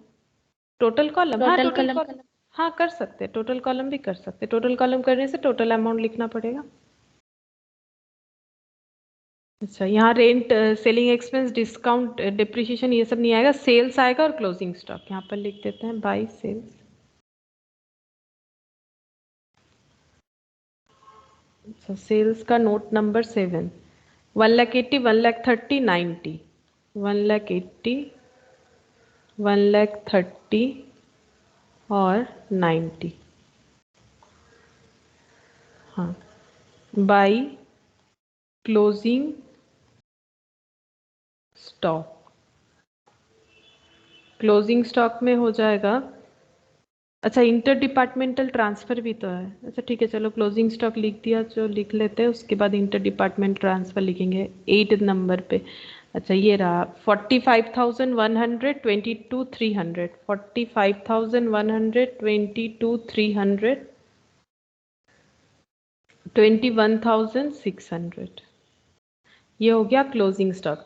अच्छा अब हमें यहाँ पर इंटर डिपार्टमेंटल ट्रांसफर भी लिखना है। डिपार्टमेंट के और एल का इंटर डिपार्टमेंटल ट्रांसफर है 10,700 और 600। और यहाँ पर जो लाइन बोल रखा था क्लोजिंग स्टॉक जो एम का है, मतलब ये वाला जो क्लोजिंग स्टॉक है इसमें एल से लिया हुआ स्टॉक का 5,700 है, ये बता रहा है। एल से लिया हुआ स्टॉक का 5,700 है, और के और एल दोनों डिपार्टमेंट जो है वो एम को ट्रांसफर करता है, तो के एल हो जाएगा सेलर, के और एल। तो यहाँ पर हो जाएगा, एक बार लिखेंगे to inter departmental transfer, to inter departmental transfer, और यहाँ पर हो जाएगा बाई इंटर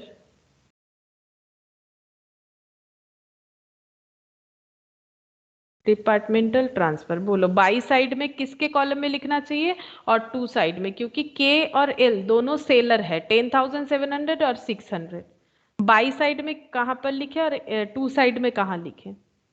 एम में बायर होगा, एम में परचेज बाय, हाँ मतलब इधर हो जाएगा टू हाँ साइड। हाँ हाँ टू साइड में हम लोग टोटल करके भी लिख सकते हैं 10,700 और 600, या फिर 2 बार लिखना पड़ेगा। अगर हम लोग 2 बार लिखे तो भी होगा 10,700 एक बार, जो कि के वाला हो गया, फिर से लिखना पड़ेगा, इसका मतलब टू इंटर डिपार्टमेंटल ट्रांसफर ऐसे करके नेक्स्ट वाला लिख सकते हैं 600, या फिर दोनों का टोटल करके भी लिख सकते हैं। यहाँ पर के ब्रैकेट में, यहाँ पर एल, ये के वाला है और ये एल का सेल है, मतलब एल से परचेज किया हुआ है। Inter departmental transfer by side में जब लिखेंगे तो सेलर ये दो है, के सेलर है 10,700 के लिए, तो 10,700 और ये 600 ऐसे हो जाएगा। अगर हम लोग एक आइडेंटिफाई कर लेंगे तो फिर दूसरा आराम से हो जाएगा। अगर यहाँ पर टू साइड में एम में जा रहा है तो बाई साइड में के और एल में जाएगा। बस यहाँ पर हम लोगों का हो गया। अब यहाँ पर जीपी निकालना है, फिर आगे जाके नेट प्रॉफिट का करना पड़ेगा, टू ग्रॉस प्रॉफिट।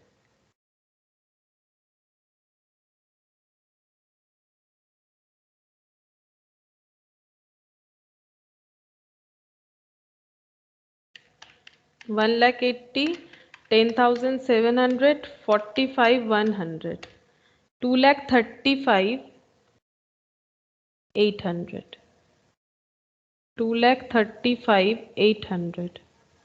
अच्छा 1,30,000, 600 और 22,300, 1,52,900।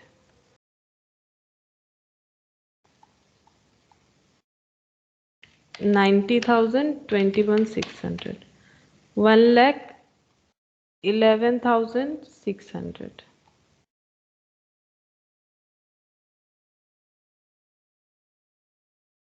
minus 20,000 minus 44,400 minus 12,000 minus 10,700 minus 600 23,900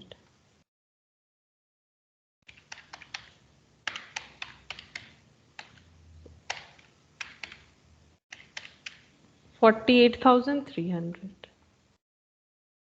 2,35,800 minus 37,890 minus 1,40,700 57,210 ये हो गया gross profit.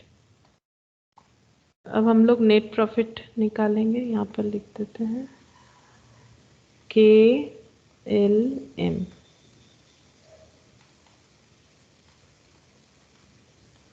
By GP brought down.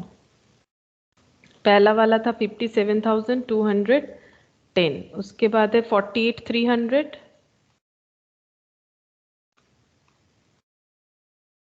48,300 23,900 हाँ 23,900। अच्छा अब बाकी क्या क्या है देखो क्या लिखना पड़ेगा। अच्छा सैलरी एंड वेजेस का जो सैलरी का बाकी पार्ट है वो लिखना पड़ेगा यहाँ पर टू सैलरी।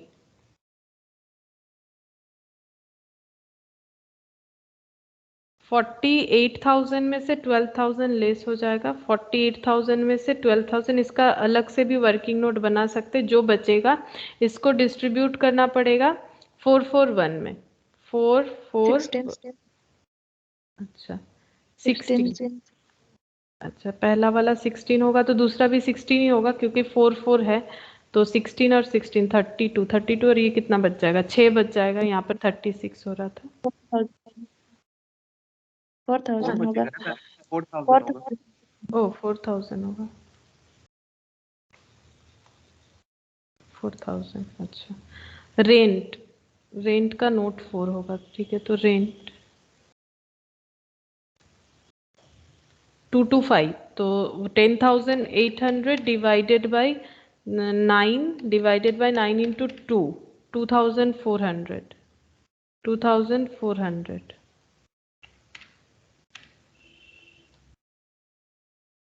10,800 तो 6,000 हो रहा है।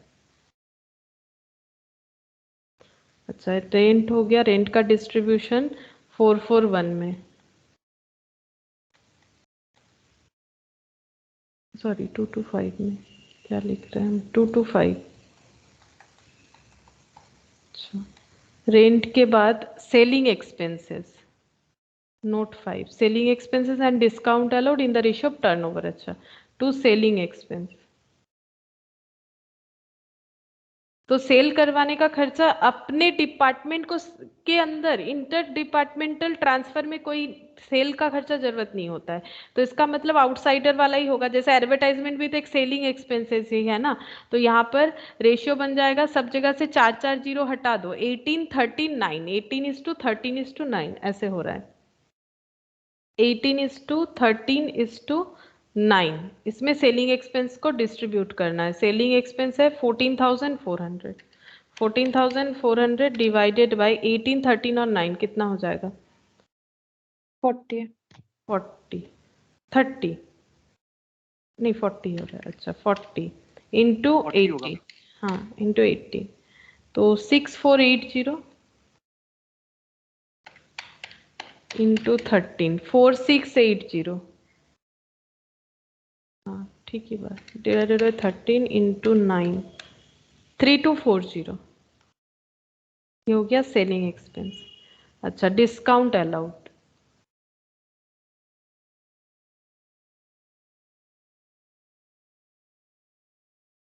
डिस्काउंट अलाउड का भी यही वाला रेशियो होगा, उसमें भी इंटर डिपार्टमेंटल ट्रांसफर नहीं आएगा क्योंकि डिस्काउंट तो बाहर के कस्टमर को दिया जाता है ना तो इंटर डिपार्टमेंटल ट्रांसफर में किसी भी तरह का डिस्काउंट हुआ है ऐसा कुछ नहीं बोल रहा है तो डिस्काउंट अलाउड में भी यही वाला रेशियो होगा मतलब यही टर्नओवर होगा।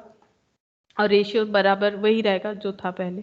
1200 divided by 40 into 18 540 divided by 18 into 13 390 270। अच्छा, डिस्काउंट अलाउड हो गया। डेप्रिसिएशन इक्वल डिस्ट्रीब्यूट करने के लिए बोला था, एक बार देख लेते हैं। हाँ, इक्वली मतलब 1:1:1 750 को 2 डेप्रिसिएशन 1:1:1 750 डिवाइडेड बाई 3 250 करके होगा। अच्छा, और तो यहाँ पर नेट प्रॉफिट आ रहा है और sales closing stock discount receipt. अच्छा, ये लिखना पड़ेगा 800 डिस्काउंट रिसिप्ट, यहाँ पर ही होगा। ये बाई साइड में आ जाएगा, डिस्काउंट रिसिप्ट बाई साइड में आता है, अदर इनकम होता है ये। डिस्काउंट रिसिप्ट है 800 और इसका नोट नंबर 10 बता रखा है। नोट नंबर 10 में देख लेते हैं। डिस्काउंट रिसिप्ट, अच्छा ये बता रखा है 400 250 150। अच्छा, 400 250 150। अगर नहीं बताया जाता तो हम लोग को परचेज रेशियो में करना पड़ता। अगर नहीं बताया हुआ होता है तो परचेज रेशियो में होता है डिस्काउंट रिसिप्ट, क्योंकि क्रेडिटर से मिलता है डिस्काउंट, तो फिर परचेज रेशियो में होगा टू नेट प्रॉफिट, जिसका टोटल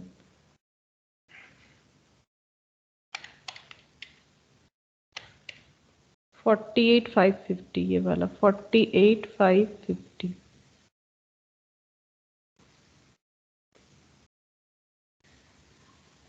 $24,050 24,050 हो जाएगा। अच्छा, ये हो गया 57,660 57,600।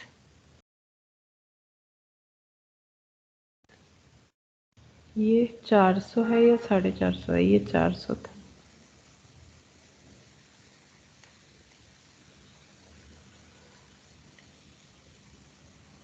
610 होगा ना मैम?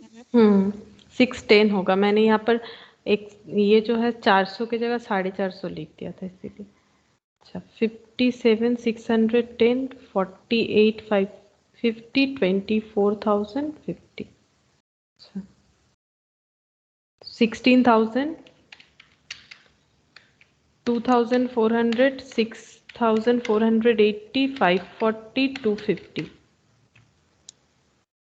minus 57,610 31,940 31,940 16,000 और ये 2,400 16 17 18,400 18,400 प्लस 4,680 प्लस 390 प्लस 250 माइनस 48,550 24,830 24,830 और ये हो जाएगा 4,000 6,000 10,000 13,250 13,250 प्लस 250 प्लस 270, तो ये हो जाएगा 13,770 माइनस 24,050, तो 10,280 आ रहा है।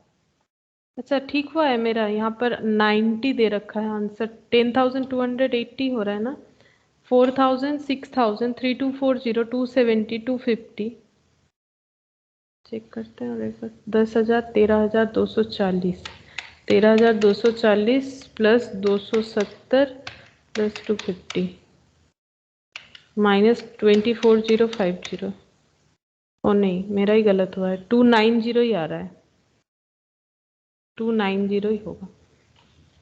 चेक कर लिया मैंने, 290 ही होगा। ये शायद मैंने 50 ऐसा कुछ यहाँ पर गलत किया था। ठीक है, अब ये इस तरह से होगा। अब हम लोग जनरल पीएल कैलकुलेट करेंगे, यानी कॉन्सोलिडेटेड पीएल जिसे बोला जाता है। तो general profit and loss account, पहले ब्रॉट डाउन कर लेते हैं बाय नेट प्रॉफिट बीडी के एल एम ऐसा कुछ है, के एल एम 31,940, 31,940, 10,290 है लास्ट वाला, ये तो दिख रहा है कैलकुलेटर में, और ये है 24,830।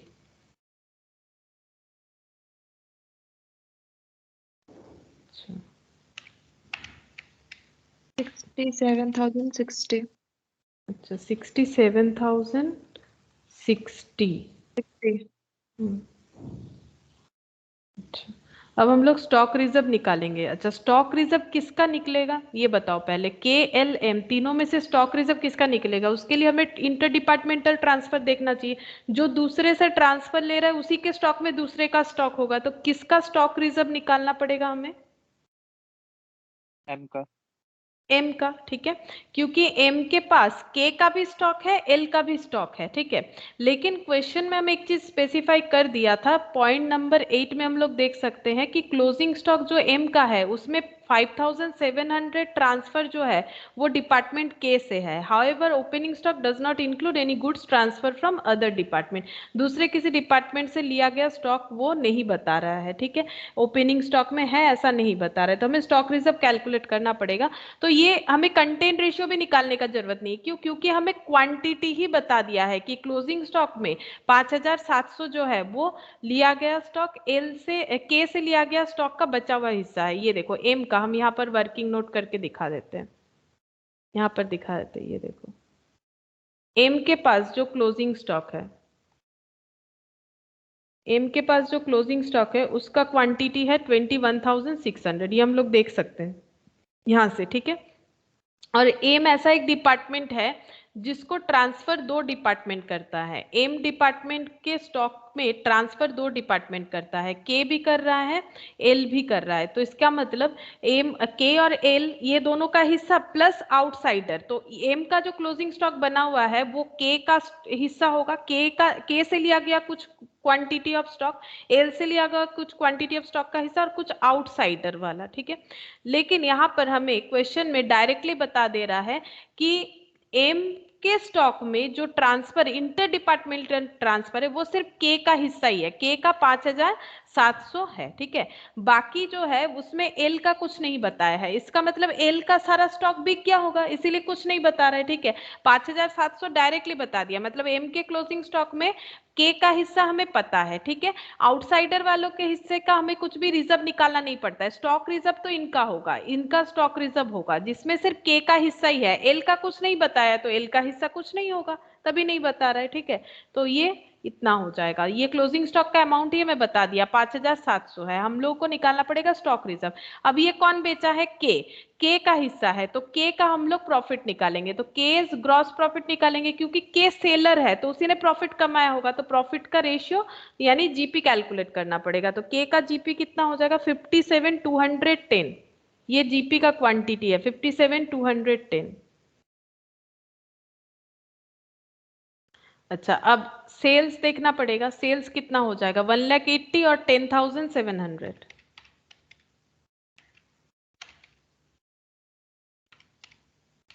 1,90,700।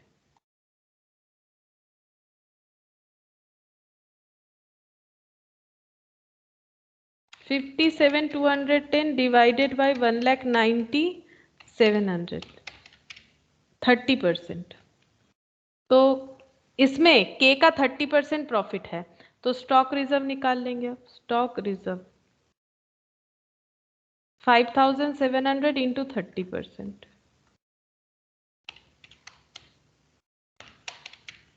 1,710। तो ये स्टॉक रिजर्व है, मतलब ये हमें एलिमिनेट करना पड़ेगा इस प्रॉफिट से, ये ओवर वैल्यूड दिख रहा है ये वाला प्रॉफिट।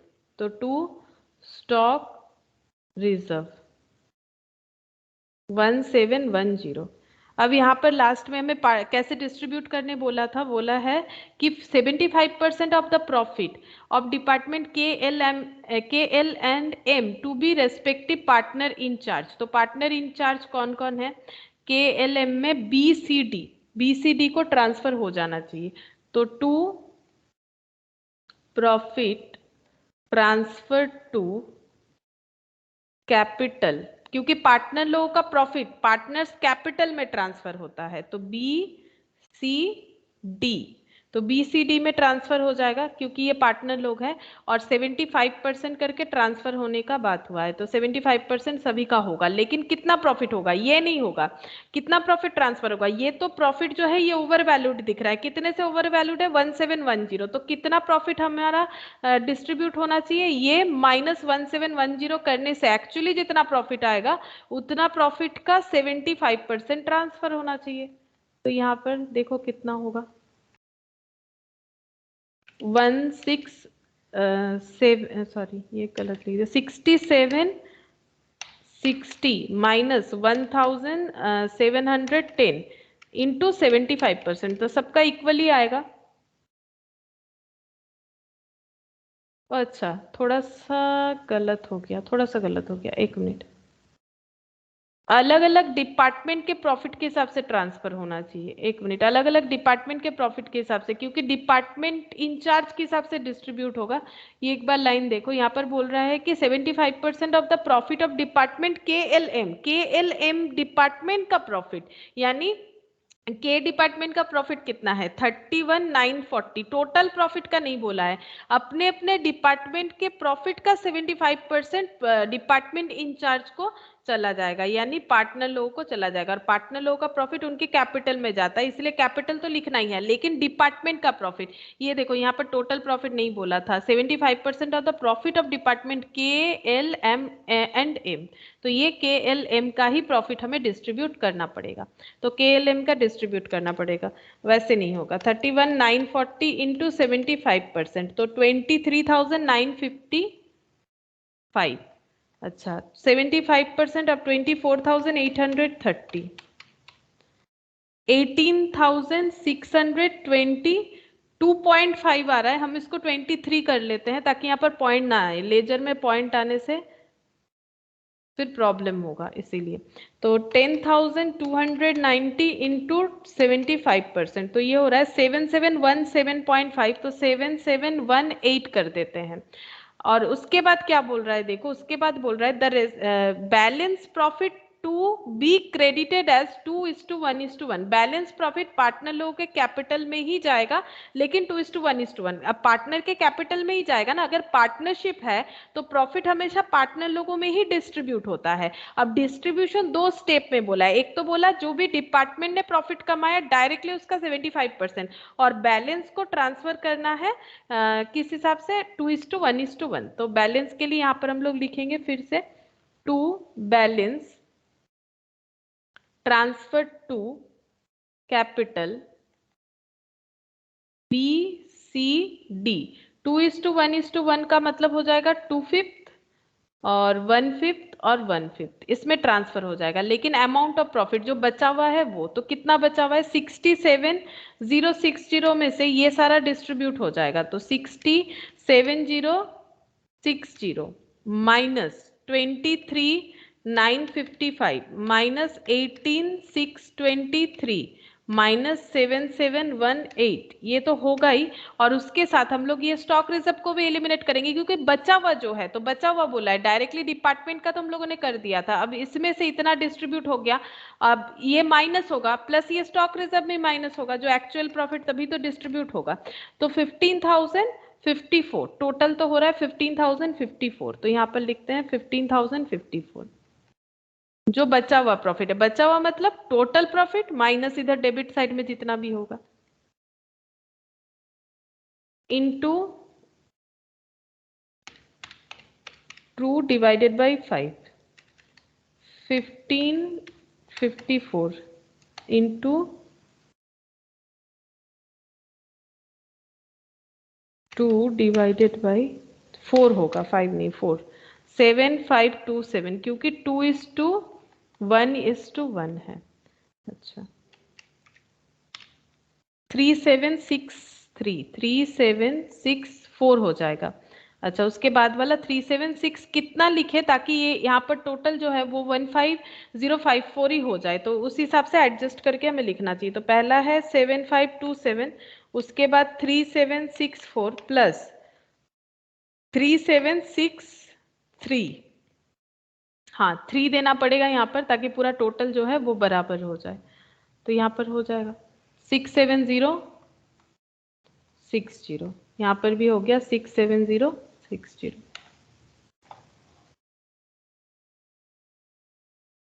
तो यहाँ पर भी पार्टनर लोगों का ही नाम लिखना पड़ेगा कि पार्टनर लोगों को ही ट्रांसफर हो रहा है 2 स्टेप में। अच्छा नेक्स्ट 25 देखो, 25 में क्या बोला है। Puma Limited has 2 department M and S from the following particular: prepare departmental trading account and consolidated trading account। consolidated मतलब दोनों का मिला के दिखाना है एक जगह पे। जैसे अभी जो क्वेश्चन था वो consolidated PL का था, यहाँ पर लिखा हुआ था consolidated का मतलब एक साथ दिखाना, ठीक है, एक जगह पे दिखाना। ये देखो एक जगह पे PL दिखा रखा था, उसी तरह से हमें consolidated trading बनाना है। Opening stock consolidated trading account for the year ended 31 मार्च, लेकिन उसके पहले डिपार्टमेंटल ट्रेडिंग भी दिखाना है, मतलब अलग अलग भी दिखाना पड़ेगा, एक साथ भी दिखाना पड़ेगा। Opening stock, purchase, carriage inward, wages, तो यहाँ तक तो सारा दे रखा है, ये सब ट्रेडिंग का ही आइटम है। सेल्स ये भी ट्रेडिंग में जाएगा। बोला है कि एक्सक्लूडिंग इंटर डिपार्टमेंटल ट्रांसफर, मतलब इसमें कोई इंटर डिपार्टमेंटल ट्रांसफर वाला सेल नहीं है, मतलब प्योरली आउटसाइडर सेल है। परचेज गुड्स ट्रांसफर्ड, अच्छा परचेज गुड्स ट्रांसफर का मतलब है कि एम और एस जो बाहर से खरीदता वही तो एक दूसरे के अंदर ट्रांसफर कर सकता है। तो ये देखो purchase goods transfer by S to M, मतलब एस ने एम को कितना गुड्स भेजा है 10,000 का।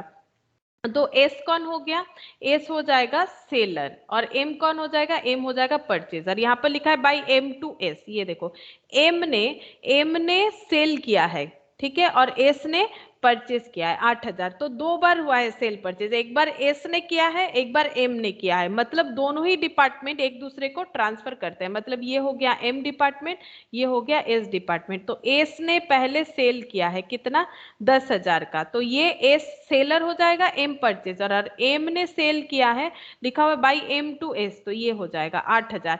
तो इस केस में एम जो है ये 8,000 के लिए सेलर हो जाएगा और एस जो है वो परचेजर हो जाएगा, और 10,000 के लिए एस सेलर हो जाएगा और एम जो है वो परचेजर हो जाएगा। तो ये हमें सोच समझ के लिखना पड़ेगा, ये ट्रेडिंग में जाएगा, इंटर डिपार्टमेंटल ट्रांसफर है। उसके बाद फिनिश्ड गुड्स ट्रांसफर, मतलब ये लोग फिनिश्ड गुड्स भी ट्रांसफर करते हैं।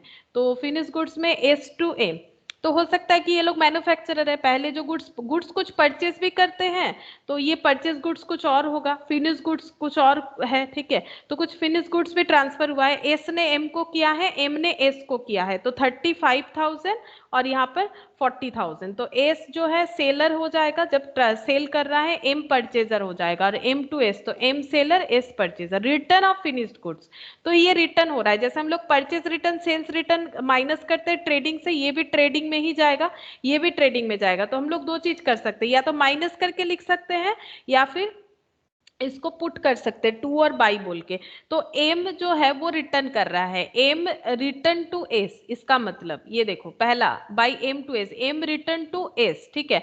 तो एम कब रिटर्न कर रहा है, एम अगर एस को रिटर्न कर रहा है तो एम कौन हो जाएगा, मतलब एम का क्या हो रहा है, एम का हो रहा है सेल्स रिटर्न, सॉरी एम का क्या हो रहा है, एम का हाँ एम का सेल्स रिटर्न हो रहा है। ये देखो M return to S, M ने एस को रिटर्न किया, तो एम एस से खरीदा होगा तभी रिटर्न कर रहा है। अच्छा इस तरह से सोचेंगे, एम खरीदा होगा तभी रिटर्न कर रहा है, तो एम का क्या है, एम का परचेज रिटर्न है, इस केस में परचेज रिटर्न, सेल्स रिटर्न नहीं। और एस के पास रिटर्न आ गया, एस ने बेचा था एम को, तो एस के पास रिटर्न आ गया, तो एस का क्या है, सेल्स रिटर्न, ये सेल्स रिटर्न है।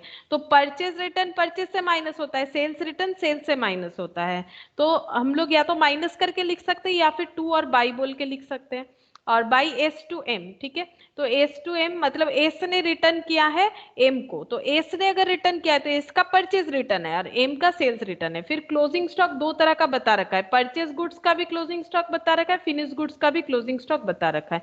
Purchase goods have been transferred at their respective department departmental purchase cost and finish goods at departmental market price. तो purchase goods have been transferred at their respective departmental purchase cost. तो purchase goods जो है वो purchase cost में ही transfer होता है। तो इसका मतलब जो इंटर डिपार्टमेंटल ट्रांसफर दो तरह के गुड्स का हुआ है, एक परचेस गुड्स का हुआ है, एक फिनिश गुड्स का हुआ है। तो परचेस गुड्स का जो है वो एट कॉस्ट हुआ होगा, तभी बोल रहा है कि परचेस गुड्स जब ट्रांसफर हुआ है तो परचेस कॉस्ट में ही हुआ है। मतलब एस ने गुड्स जब परचेस किया है 100 रुपए में, तो 100 रुपए में ही एम को ट्रांसफर किया है। लेकिन फिनिश गुड्स का जब ट्रांसफर हुआ है तो वो मार्केट प्राइस पे हुआ है 20% ऑफ फिनिश स्टॉक, 20% करके। ओह अच्छा सॉरी, 20% ये अलग लाइन है, एक मिनट, ये अलग लाइन है, यहाँ पर थोड़ा सा हटा देते हैं। ये देखो, finish goods at departmental market price. लेकिन जब फिनिश गुड्स ट्रांसफर होता है तो ये एट इनवॉइस प्राइस होता है। इनवॉइस प्राइस मतलब प्रॉफिट लगा के। अच्छा, 20% of the finish stock closing at each department represented finish goods received from the other department. तो स्टॉक रिजर्व किस पे क्रिएट हुआ होगा, परचेज गुड्स पे या फिनिश गुड्स पे? दो तरह का गुड्स का इंटर डिपार्टमेंटल ट्रांसफर हो रहा है, ठीक है।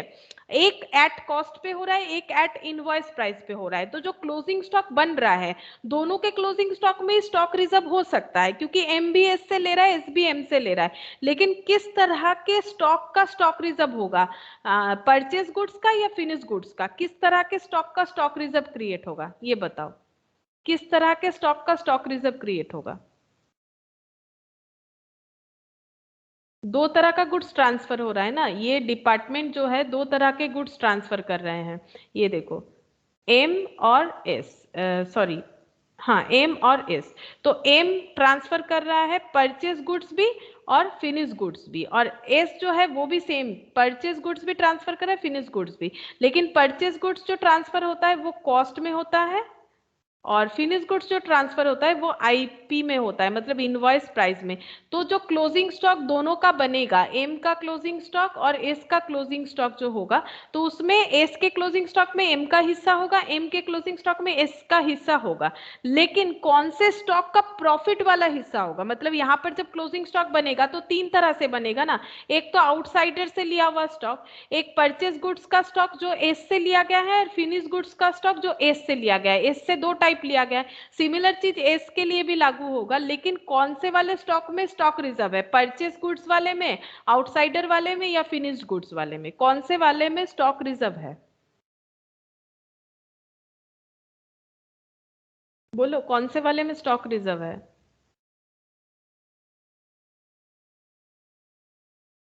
क्या मेरा क्वेश्चन नहीं समझ में आया? कौन से वाले स्टॉक में स्टॉक रिजर्व है, ये पूछ रहे हैं हम। स्टॉक रिजर्व मतलब प्रॉफिट वाला स्टॉक कौन सा है, प्रॉफिट वाला क्लोजिंग स्टॉक कौन सा होगा? आउटसाइडर से मतलब जो मार्केट से खरीद रहा है ये लोग, उसमें, या फिर जो, हाँ बोलो। ये मैम फिनिश गुड और दो जो और एक जो है उससे। हाँ, फिनिश गुड्स है, परचेज गुड्स है, लेकिन क्या दोनों वाले में ये तो इंटर डिपार्टमेंटल ट्रांसफर है, तो इसी पे स्टॉक रिजर्व होगा। लेकिन यहाँ पर बता दिया है ना, ये देखो, purchase goods have been transfer at their respective departmental purchase cost. मतलब एम जो है उसको एस दो तरह का गुड्स ट्रांसफर कर रहा है, एक परचेज गुड्स, एक फिनिश गुड्स। मान लो एस ने परचेज गुड्स जो 100 रुपए में खरीदा था वो 100 रुपए में इसी को बेच दे रहा है, लेकिन फिनिश गुड्स अगर 100 में खरीदा था तो बेच रहा है 120 में। ये मैंने एक एग्जांपल लिया, ये लाइन ये बता रहा है परचेज कॉस्ट में फिनिश गुड्स जो है वो मार्केट प्राइस में, मार्केट में जितना में बेचता है उसी में बेच रहा है। तो किस में स्टॉक रिजर्व होगा, इसमें होगा या इसमें होगा, या दोनों में होगा, या फिर किसी में नहीं होगा? यही हम पूछना चाहते हैं। फिनिश गुड्स में हाँ, होगा। सिर्फ फिनिश गुड्स में होगा, इस बार परचेज गुड्स में नहीं होगा, क्योंकि वो तो कॉस्ट में जा रहा है, तो क्यों होगा? तो यहाँ पर दोनों चीज ही दे दिया था, एक कॉस्ट वाला ट्रांसफर भी दिया था, एक प्रॉफिट वाला ट्रांसफर भी दिया था। तो ये चीज हम लोग को देखना पड़ेगा कि कौन सा प्रॉफिट वाला है, कौन सा प्रॉफिट वाला नहीं है। ठीक है, चलो हम लोग इसको प्रिपेयर कर लेते हैं।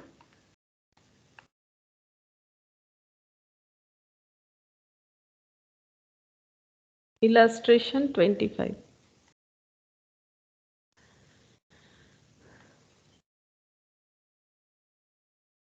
Departmental trading and PL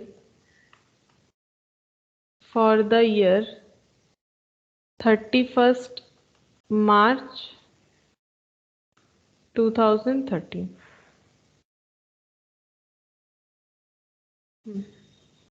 M और एस।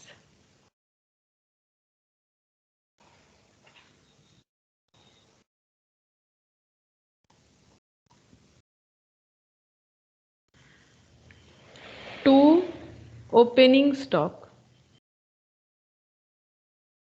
हम लोग टोटल कॉलम भी चाहे तो बना सकते हैं, 20,000 और 12,000। अगर टोटल कॉलम है तो यहाँ पर टोटल लिखना पड़ेगा। Purchase 90 to 68।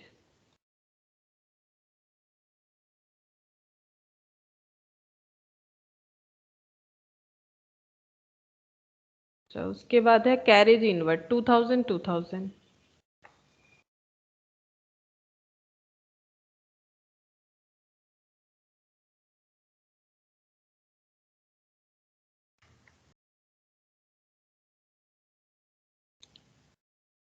वेजेस 12,000 8,000।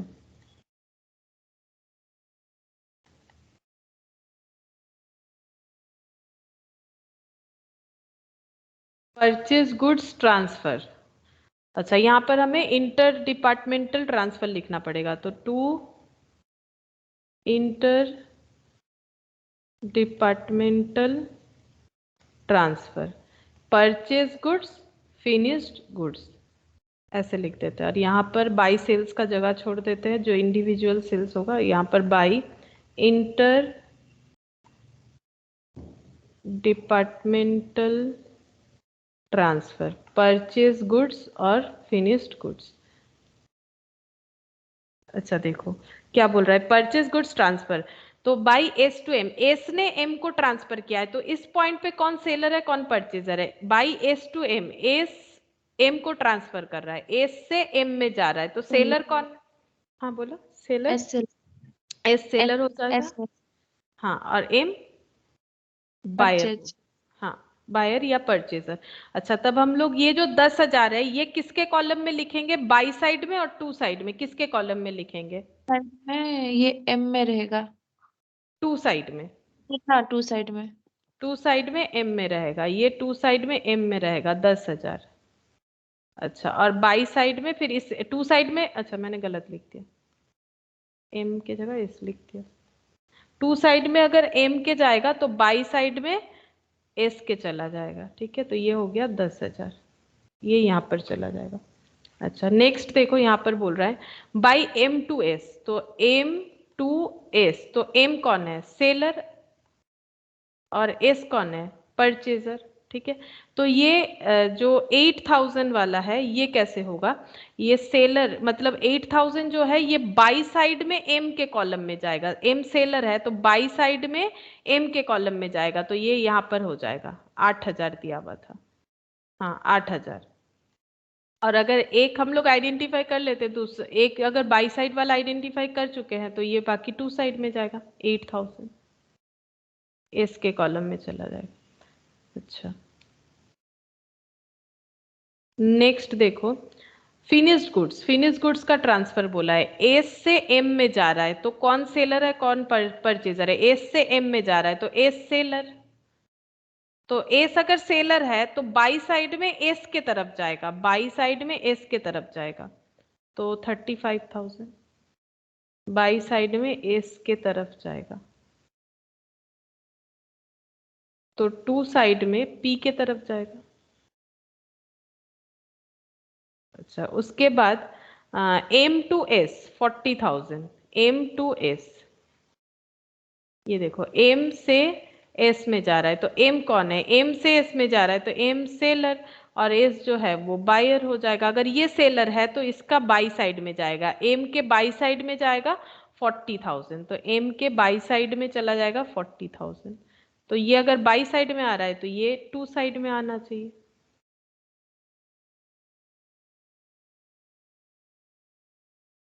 अच्छा, उसके बाद return, return of finished goods, ये इंपॉर्टेंट है। देखो इसको कैसे समझना है, एम ने रिटर्न कर दिया एस को, तो एम का कौन सा रिटर्न है और एस का? एम अगर रिटर्न कर रहा है तो एम खरीदा होगा, तो एम का परचेज रिटर्न है, और एस का क्या है? सेल्स रिटर्न, ठीक है। तो परचेज डेबिट होता है तो परचेज साइड आता है, लेकिन परचेज रिटर्न क्रेडिट होता है, तो क्रेडिट साइड आएगा। तो ये एम के कॉलम में क्रेडिट साइड जाना चाहिए। कितना अमाउंट है? 10,000 है, ठीक है। तो 10,000 जो है, अगर हम लोग एम के कहां पर लिखे, इसका आइडेंटिफिकेशन करना चाहते हैं तो एम के क्रेडिट साइड में यानी बाई साइड में जाएगा। क्यों? फिर से बता रहे हैं, परचेज डेबिट होता है, परचेज डेबिट होता है, लेकिन परचेज रिटर्न जो है वो क्रेडिट होता है, ठीक है। तो परचेज रिटर्न अगर क्रेडिट होगा तो ये एम के क्रेडिट साइड में जाना चाहिए 10,000। तो 10,000 जो है वो एम के क्रेडिट साइड में चला जाएगा। तो यहां पर लिखते हैं बाई रिटर्न।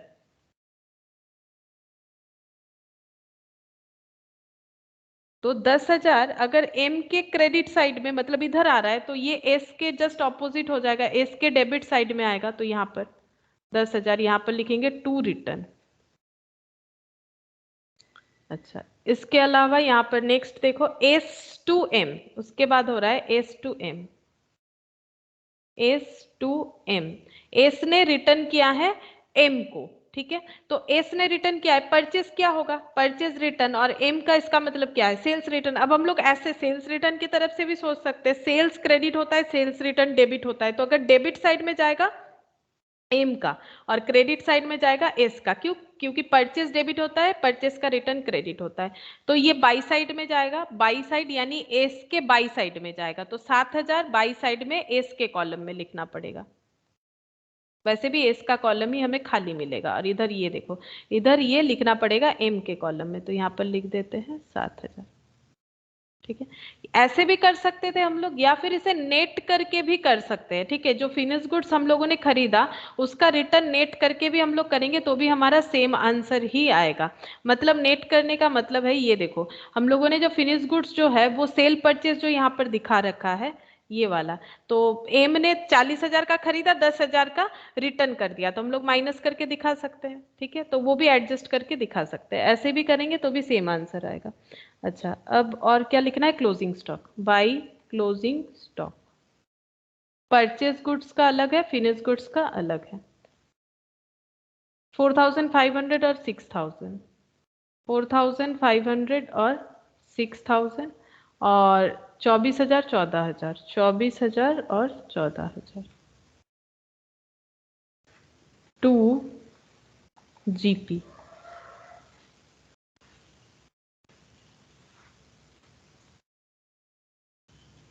सेल्स नहीं लिखा। 1,40,000, 1,12,000। देखो कितना हो रहा है, 1,40,000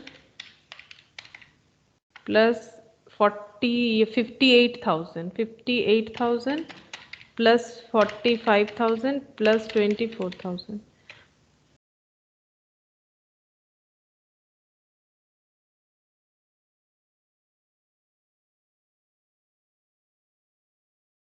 $2,67,000 minus 20,000, 92,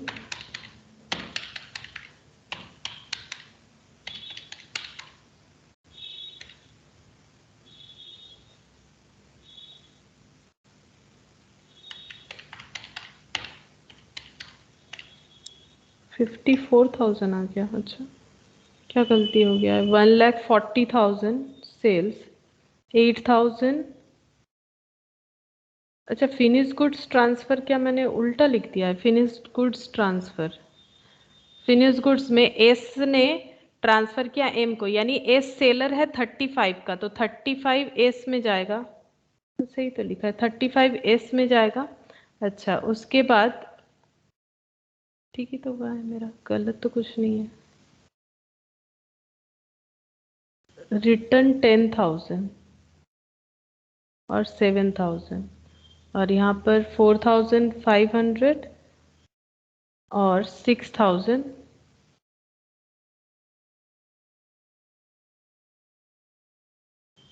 ठीक तो है। ये रिटर्न जो है से purchase finish goods transfer S to M, S ने ट्रांसफर किया है एम को, तो एम को रिसीव हुआ है, तो एम परचेजर हो जाएगा 35 का, तो मैंने एम को परचेजर ही तो दिखाया। इन लोग का ही कुछ गलत होगा। 54,000, 2,67,000। अच्छा इधर देखते हैं 1,12,000 प्लस 10,000 प्लस 35,000 प्लस 7,000 6,000 और 14,000 मतलब 20,000 1,84,000 1,84,000 12,000 68,000 10,000 8,000 40,000 36,000। मुझे जितना याद आ रहा है ये थोड़ा सा गलत था आंसर आई थिंक। अच्छा ठीक है, तो ये हो गया हमारा। अब हम लोग बनाएंगे कॉन्सोलिडेटेड ट्रेडिंग एंड पीएल यहाँ पर। अच्छा हमें ये भी तो निकालना पड़ेगा जनरल पीएल, जहां पर हम लोग स्टॉक रिजर्व वगैरह निकालेंगे।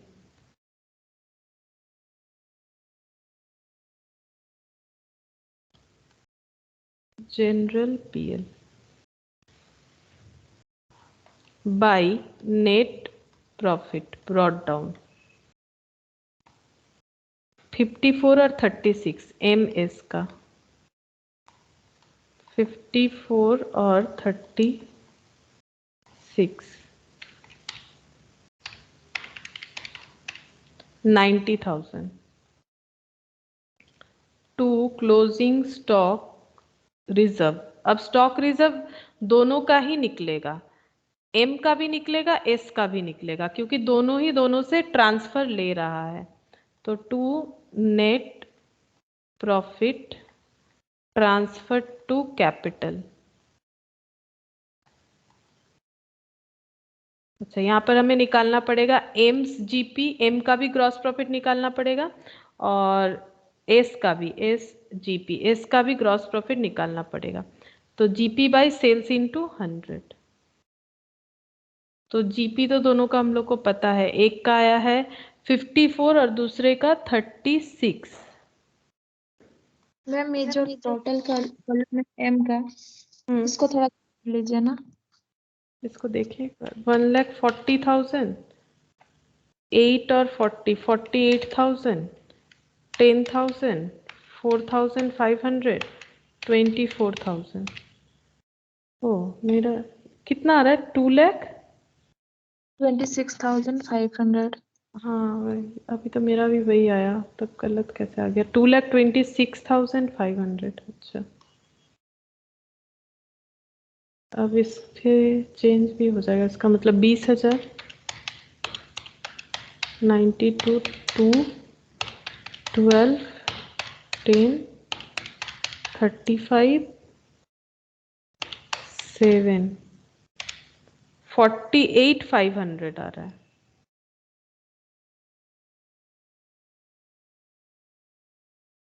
अच्छा 48,500 2,26,500। अच्छा तो 48,500 ये पहला वाला जीपी और ये वाला है 36,000 36,000।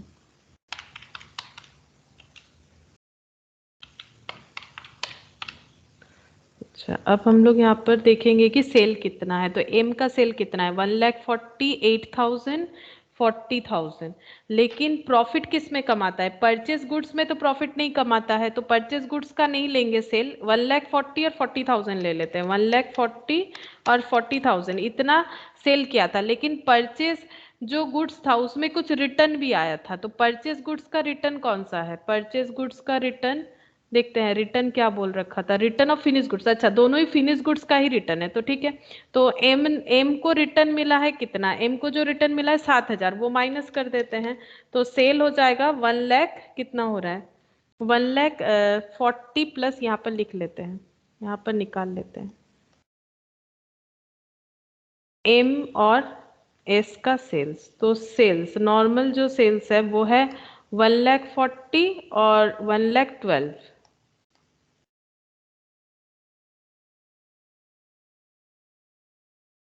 ऐड करेंगे ट्रांसफर सेल, ट्रांसफर सेल जो था, ठीक है, तो ट्रांसफर सेल ये था, ये भी सेल है लेकिन इसमें प्रॉफिट नहीं है क्योंकि परचेज गुड्स को कॉस्ट में भेजा जाता है। तो 40,000 और 35,000, 40,000 और 35,000।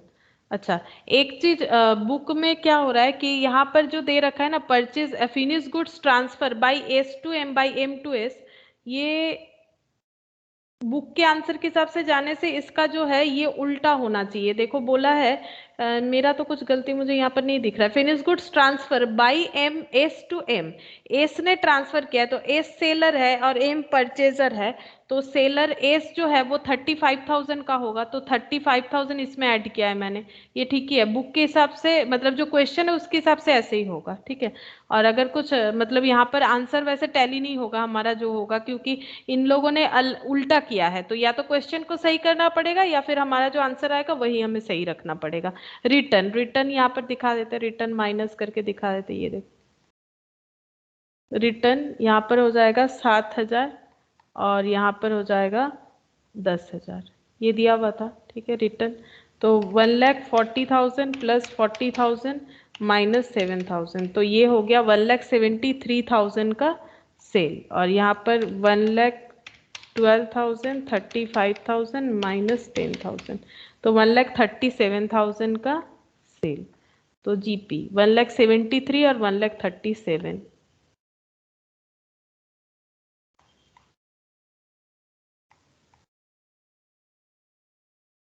36,000 डिवाइडेड बाई 1,37,000 इंटू 100, ये काफ़ी सारे पॉइंट में आ जा रहा है, 26.27 ऐसे आ रहा है, 27%। और ये वाला हो जाएगा 48,500 डिवाइडेड बाई 1,73,000 इंटू 100, तो ये 28.03 आ रहा है, ठीक है, 28.03 आ रहा है। तो ये यहाँ पर देखना पड़ेगा कितना हो जाएगा। क्लोजिंग स्टॉक रिजर्व, अब क्लोजिंग स्टॉक का देखना पड़ेगा कितना कितना स्टॉक इंक्लूडेड है। 20%, हमेशा क्लोजिंग स्टॉक का 20% इंक्लूडेड होता है, तो स्टॉक रिजर्व एम का जो भी है उसमें 20%, एम का क्लोजिंग स्टॉक फिनिश गुड्स वाला देखेंगे 24,000 और इसका 14,000, तो 24,000 और ये 14,000, ये टोटल क्लोजिंग स्टॉक है फिनिश गुड्स का। इसका 20% जो है दूसरे डिपार्टमेंट से लिया गया स्टॉक होता है, ये क्वेश्चन में बोल रखा है। अब इनटू परसेंटेज 28 और 26, 28 और 26%, ऐसे करके हम लोग कर सकते हैं। ये हम देख लेते हैं दूसरे बुक से कि मुझे तो लग रहा है कि क्वेश्चन में लिखने में प्रिंट मिस्टेक है वहाँ पर। मेरे पास दूसरा बुक है, हम वहाँ से देख लेंगे कि ये लिखा ही गलत है आई थिंक।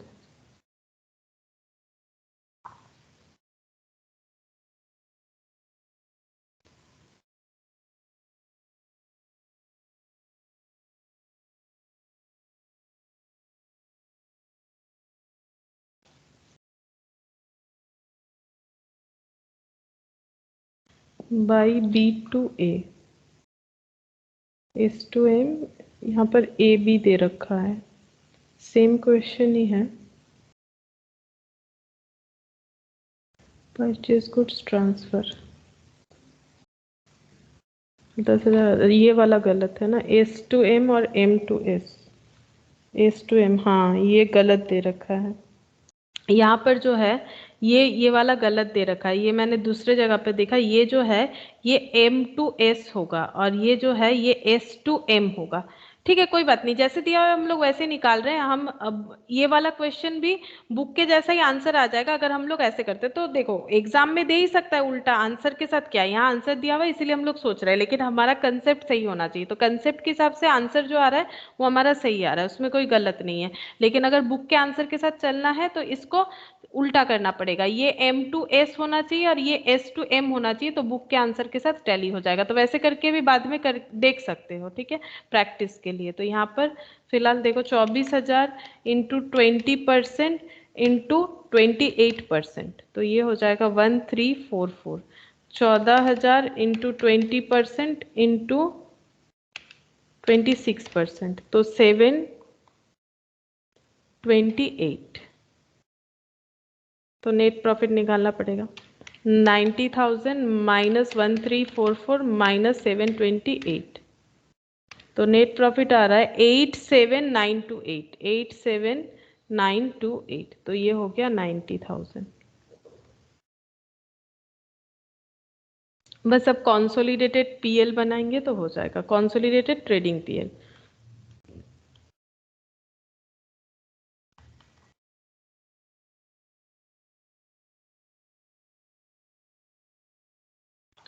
कॉन्सोलिडेट मतलब सारा चीज एक जगह पे दिखाना पड़ेगा, तो ओपनिंग स्टॉक दोनों का टोटल दिखाना पड़ेगा। तो 20 और 12 अगर टोटल कॉलम बनाए हैं तो वहां से फटाफट हो जाएगा। तो 20 और 12 कितना हो जाएगा, 20 और 12 मिला के हो गया 32,000। टू परचेज हो जाएगा, यहाँ पर देख के लिख लेते हैं, परचेज हो जाएगा 92 और 68, तो 92 प्लस 68 ये हो गया 1,60,000। अच्छा, परचेस के बाद carriage inward 4,000, wages 20,000, to carriage inward 4,000, to wages 20,000, दोनों का टोटल करके। अच्छा, कैरेज इनवर्ट हो गया, वेजेस हो गया, सेल्स 1,40,000 और 1,12,000, सेल्स हो जाएगा 2,52,000 बाई सेल्स 2,52,000। अच्छा, परचेज गुड्स ट्रांसफर, तो परचेज गुड्स 10,000 और 8,000। अच्छा, तो यहाँ पर परचेज गुड्स जो है ये हो जाएगा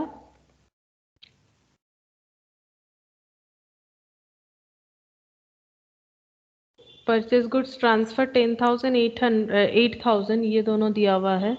अच्छा, यहाँ पर अच्छा, इसको नेट करना पड़ेगा। हम लोग पहले एक काम करते हैं, हम लोग ये क्लोजिंग स्टॉक जो है उसे लिख लेते हैं। क्लोजिंग स्टॉक है और सेल, ये दोनों पहले लिख लेते हैं। सेल तो लिख लिया, क्लोजिंग स्टॉक लिख लेते हैं। 4,500 और 6,000 मतलब 10,500, ये परचेज गुड्स वाला बाय क्लोजिंग स्टॉक ऐसे लिखते हैं, by closing stock purchase goods और फिनिश गुड्स। तो परचेज गुड्स का हो जाएगा 10,500 और फिनिश गुड्स का हो जाएगा 24 और 14 मतलब 38,000 ये।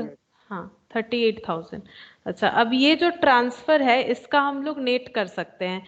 ये परचेज गुड्स ट्रांसफर है 10,000 और 8,000, यानी कितना हो जाएगा 10,000 प्लस 8,000 18,000।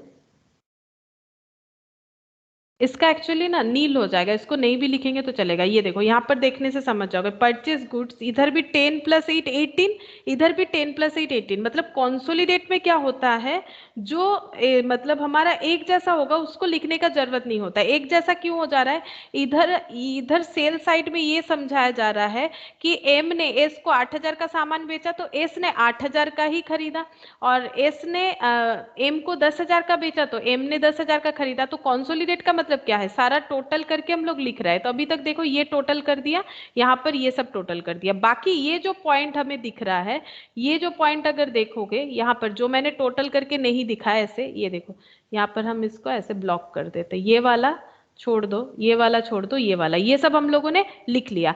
यहाँ पर अगर देखोगे तो ये 18,000 इधर भी 18,000 इधर भी, तो कॉन्सोलिडेट में इधर भी 18 इधर भी 18, टू इंटरनल ट्रांसफर, तो लिखने का कोई मतलब नहीं बनता है। इधर भी 40 प्लस 35, इधर भी 40 प्लस 35, तो लिखने का कोई बेकार है, लिखना जरूरत नहीं है, क्योंकि इधर भी हो जाएगा 75, इधर भी हो जाएगा 75, टू इंटरनल ट्रांसफर बोल के, तो एक ही चीज है, सिर्फ हमारा प्लस जो है वो बढ़ता जाएगा। तो कॉन्सोलिडेट में ये सिमिलर चीज जो है ये हमें कैंसिल कर देना है। इधर भी 10 प्लस 7 17, इधर भी 10 प्लस 7 17, तो ये 3 पॉइंट हमें लिखने का जरूरत ही नहीं है। बाकी सारा पॉइंट हम लोग लिखेंगे और इसके बाद हम लोग जो है प्रॉफिट वगैरह वो लिखना पड़ेगा। तो ये हो गया। अच्छा, और यहाँ पर लिखेंगे स्टॉक रिजर्व जितना आया था 1344 और 728, क्योंकि यहाँ तो कोई पीएल नहीं है, अगर पीएल होता तो वो भी लिखना पड़ता। तो स्टॉक रिजर्व मेरा जो आया हम वही लिखते हैं, 1344 प्लस 728, 1344 प्लस 728 आंसर के हिसाब से 2072, तो ये लिख देते हैं to stock reserve 2072, to stock reserve 2072। अब जो नेट प्रॉफिट आएगा वो मेरा इतना आना चाहिए, ये वाला 87,928, यही वाला आना चाहिए, 87928 ये आना चाहिए, तब जाके क्वेश्चन जो है वो सही बना है। और जो सेम हो रहा है सिमिलर, वो कंसोलिडेट में लिखने का जरूरत नहीं है। 2,52,000 प्लस 10,500 प्लस 38,000, तो ये हो जाएगा 300,500 300,500 माइनस 32,000 माइनस 1,60,000 माइनस 4,000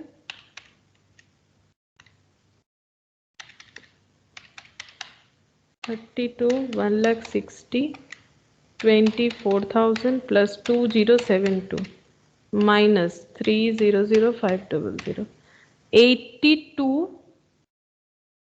ये क्या आ गया 82,428, कहाँ गलत हो गया? 2,52,000 10,500 38,000 3,500 माइनस 32,000 माइनस 1,60,000, अच्छा माइनस 24,000 माइनस 2072 82,428, तो यहाँ पर गलत हुआ है क्या? यहाँ पर 90,000 1344 और 728, कहाँ गलत हो गया? 1344 और 728 1344 और 728 एडिशन तो ठीक है 2072, अच्छा यहाँ पर देख लेते हैं 90,000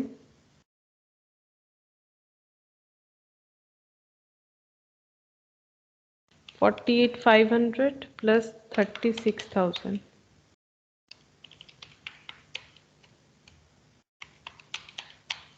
ओ 84,500 है।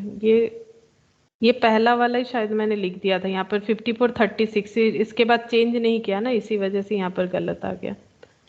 ये है 48,500, यहाँ पर वो पुराना वाला ही लिखा हुआ था 48,500 48,500, ये चेंज होगा तब हो जाएगा 84,500 84,500 और ये माइनस करना पड़ेगा 84,500 माइनस 1344 माइनस 728 82 ये 84,428 हाँ हाँ 82,428, ये देखो समझ में आ गया ना, यहाँ पर टैली नहीं हो रहा है, इसका मतलब कुछ तो गलत हुआ होगा। गलत ये था कि ये टोटल मेरा पहले गलत हुआ था ना, इसको रेक्टिफाई किए, लेकिन ये 50,000 यहाँ पर चेंज नहीं किए, तो इसी वजह से यहाँ पर आंसर जो है वो मिसमैच हो जा रहा था। तो ये देखो कंसोलिडेट में वही वाला प्रॉफिट आना चाहिए जो मेरा जनरल पीएल में आएगा, तो यहाँ पर वही आ रहा है, यहाँ पर माइनस करके वही आ रहा था। देखो ये मैंने लिखा था वहां से चेक करने के लिए, लेकिन माइनस करके देखो अब यही वाला आ रहा है 82,428, यही वाला देखा था मैंने, ठीक है 82,428 यही वाला आ रहा है। ये प्रॉफिट जो है ये कैपिटल में ट्रांसफर होगा। बाकी बुक के आंसर के साथ, मतलब इसका एक्चुअली जो बुक में आंसर है उसके साथ टैली इसलिए नहीं किया बिकॉज यहाँ पर जो है ये उल्टा दिया हुआ है, ये वाला, ठीक है ये वाला पॉइंट ये सही है, ये वाला पॉइंट गलत दिया हुआ है, तो इसको सही करने से ही हो जाएगा। ठीक है, तो हमें कंसेप्ट से मतलब है, हमें जैसा क्वेश्चन में बोला था हम लोगों ने वैसा किया, तो इस वजह से हमारा आंसर जो है वो जो नॉर्मल आंसर है उसके साथ मैच नहीं किया। तुम लोग चाहो तो उसको अपोजिट करके कर सकते हो, तो आंसर जो है मैच हो जाएगा, लेकिन कंसेप्ट ये है।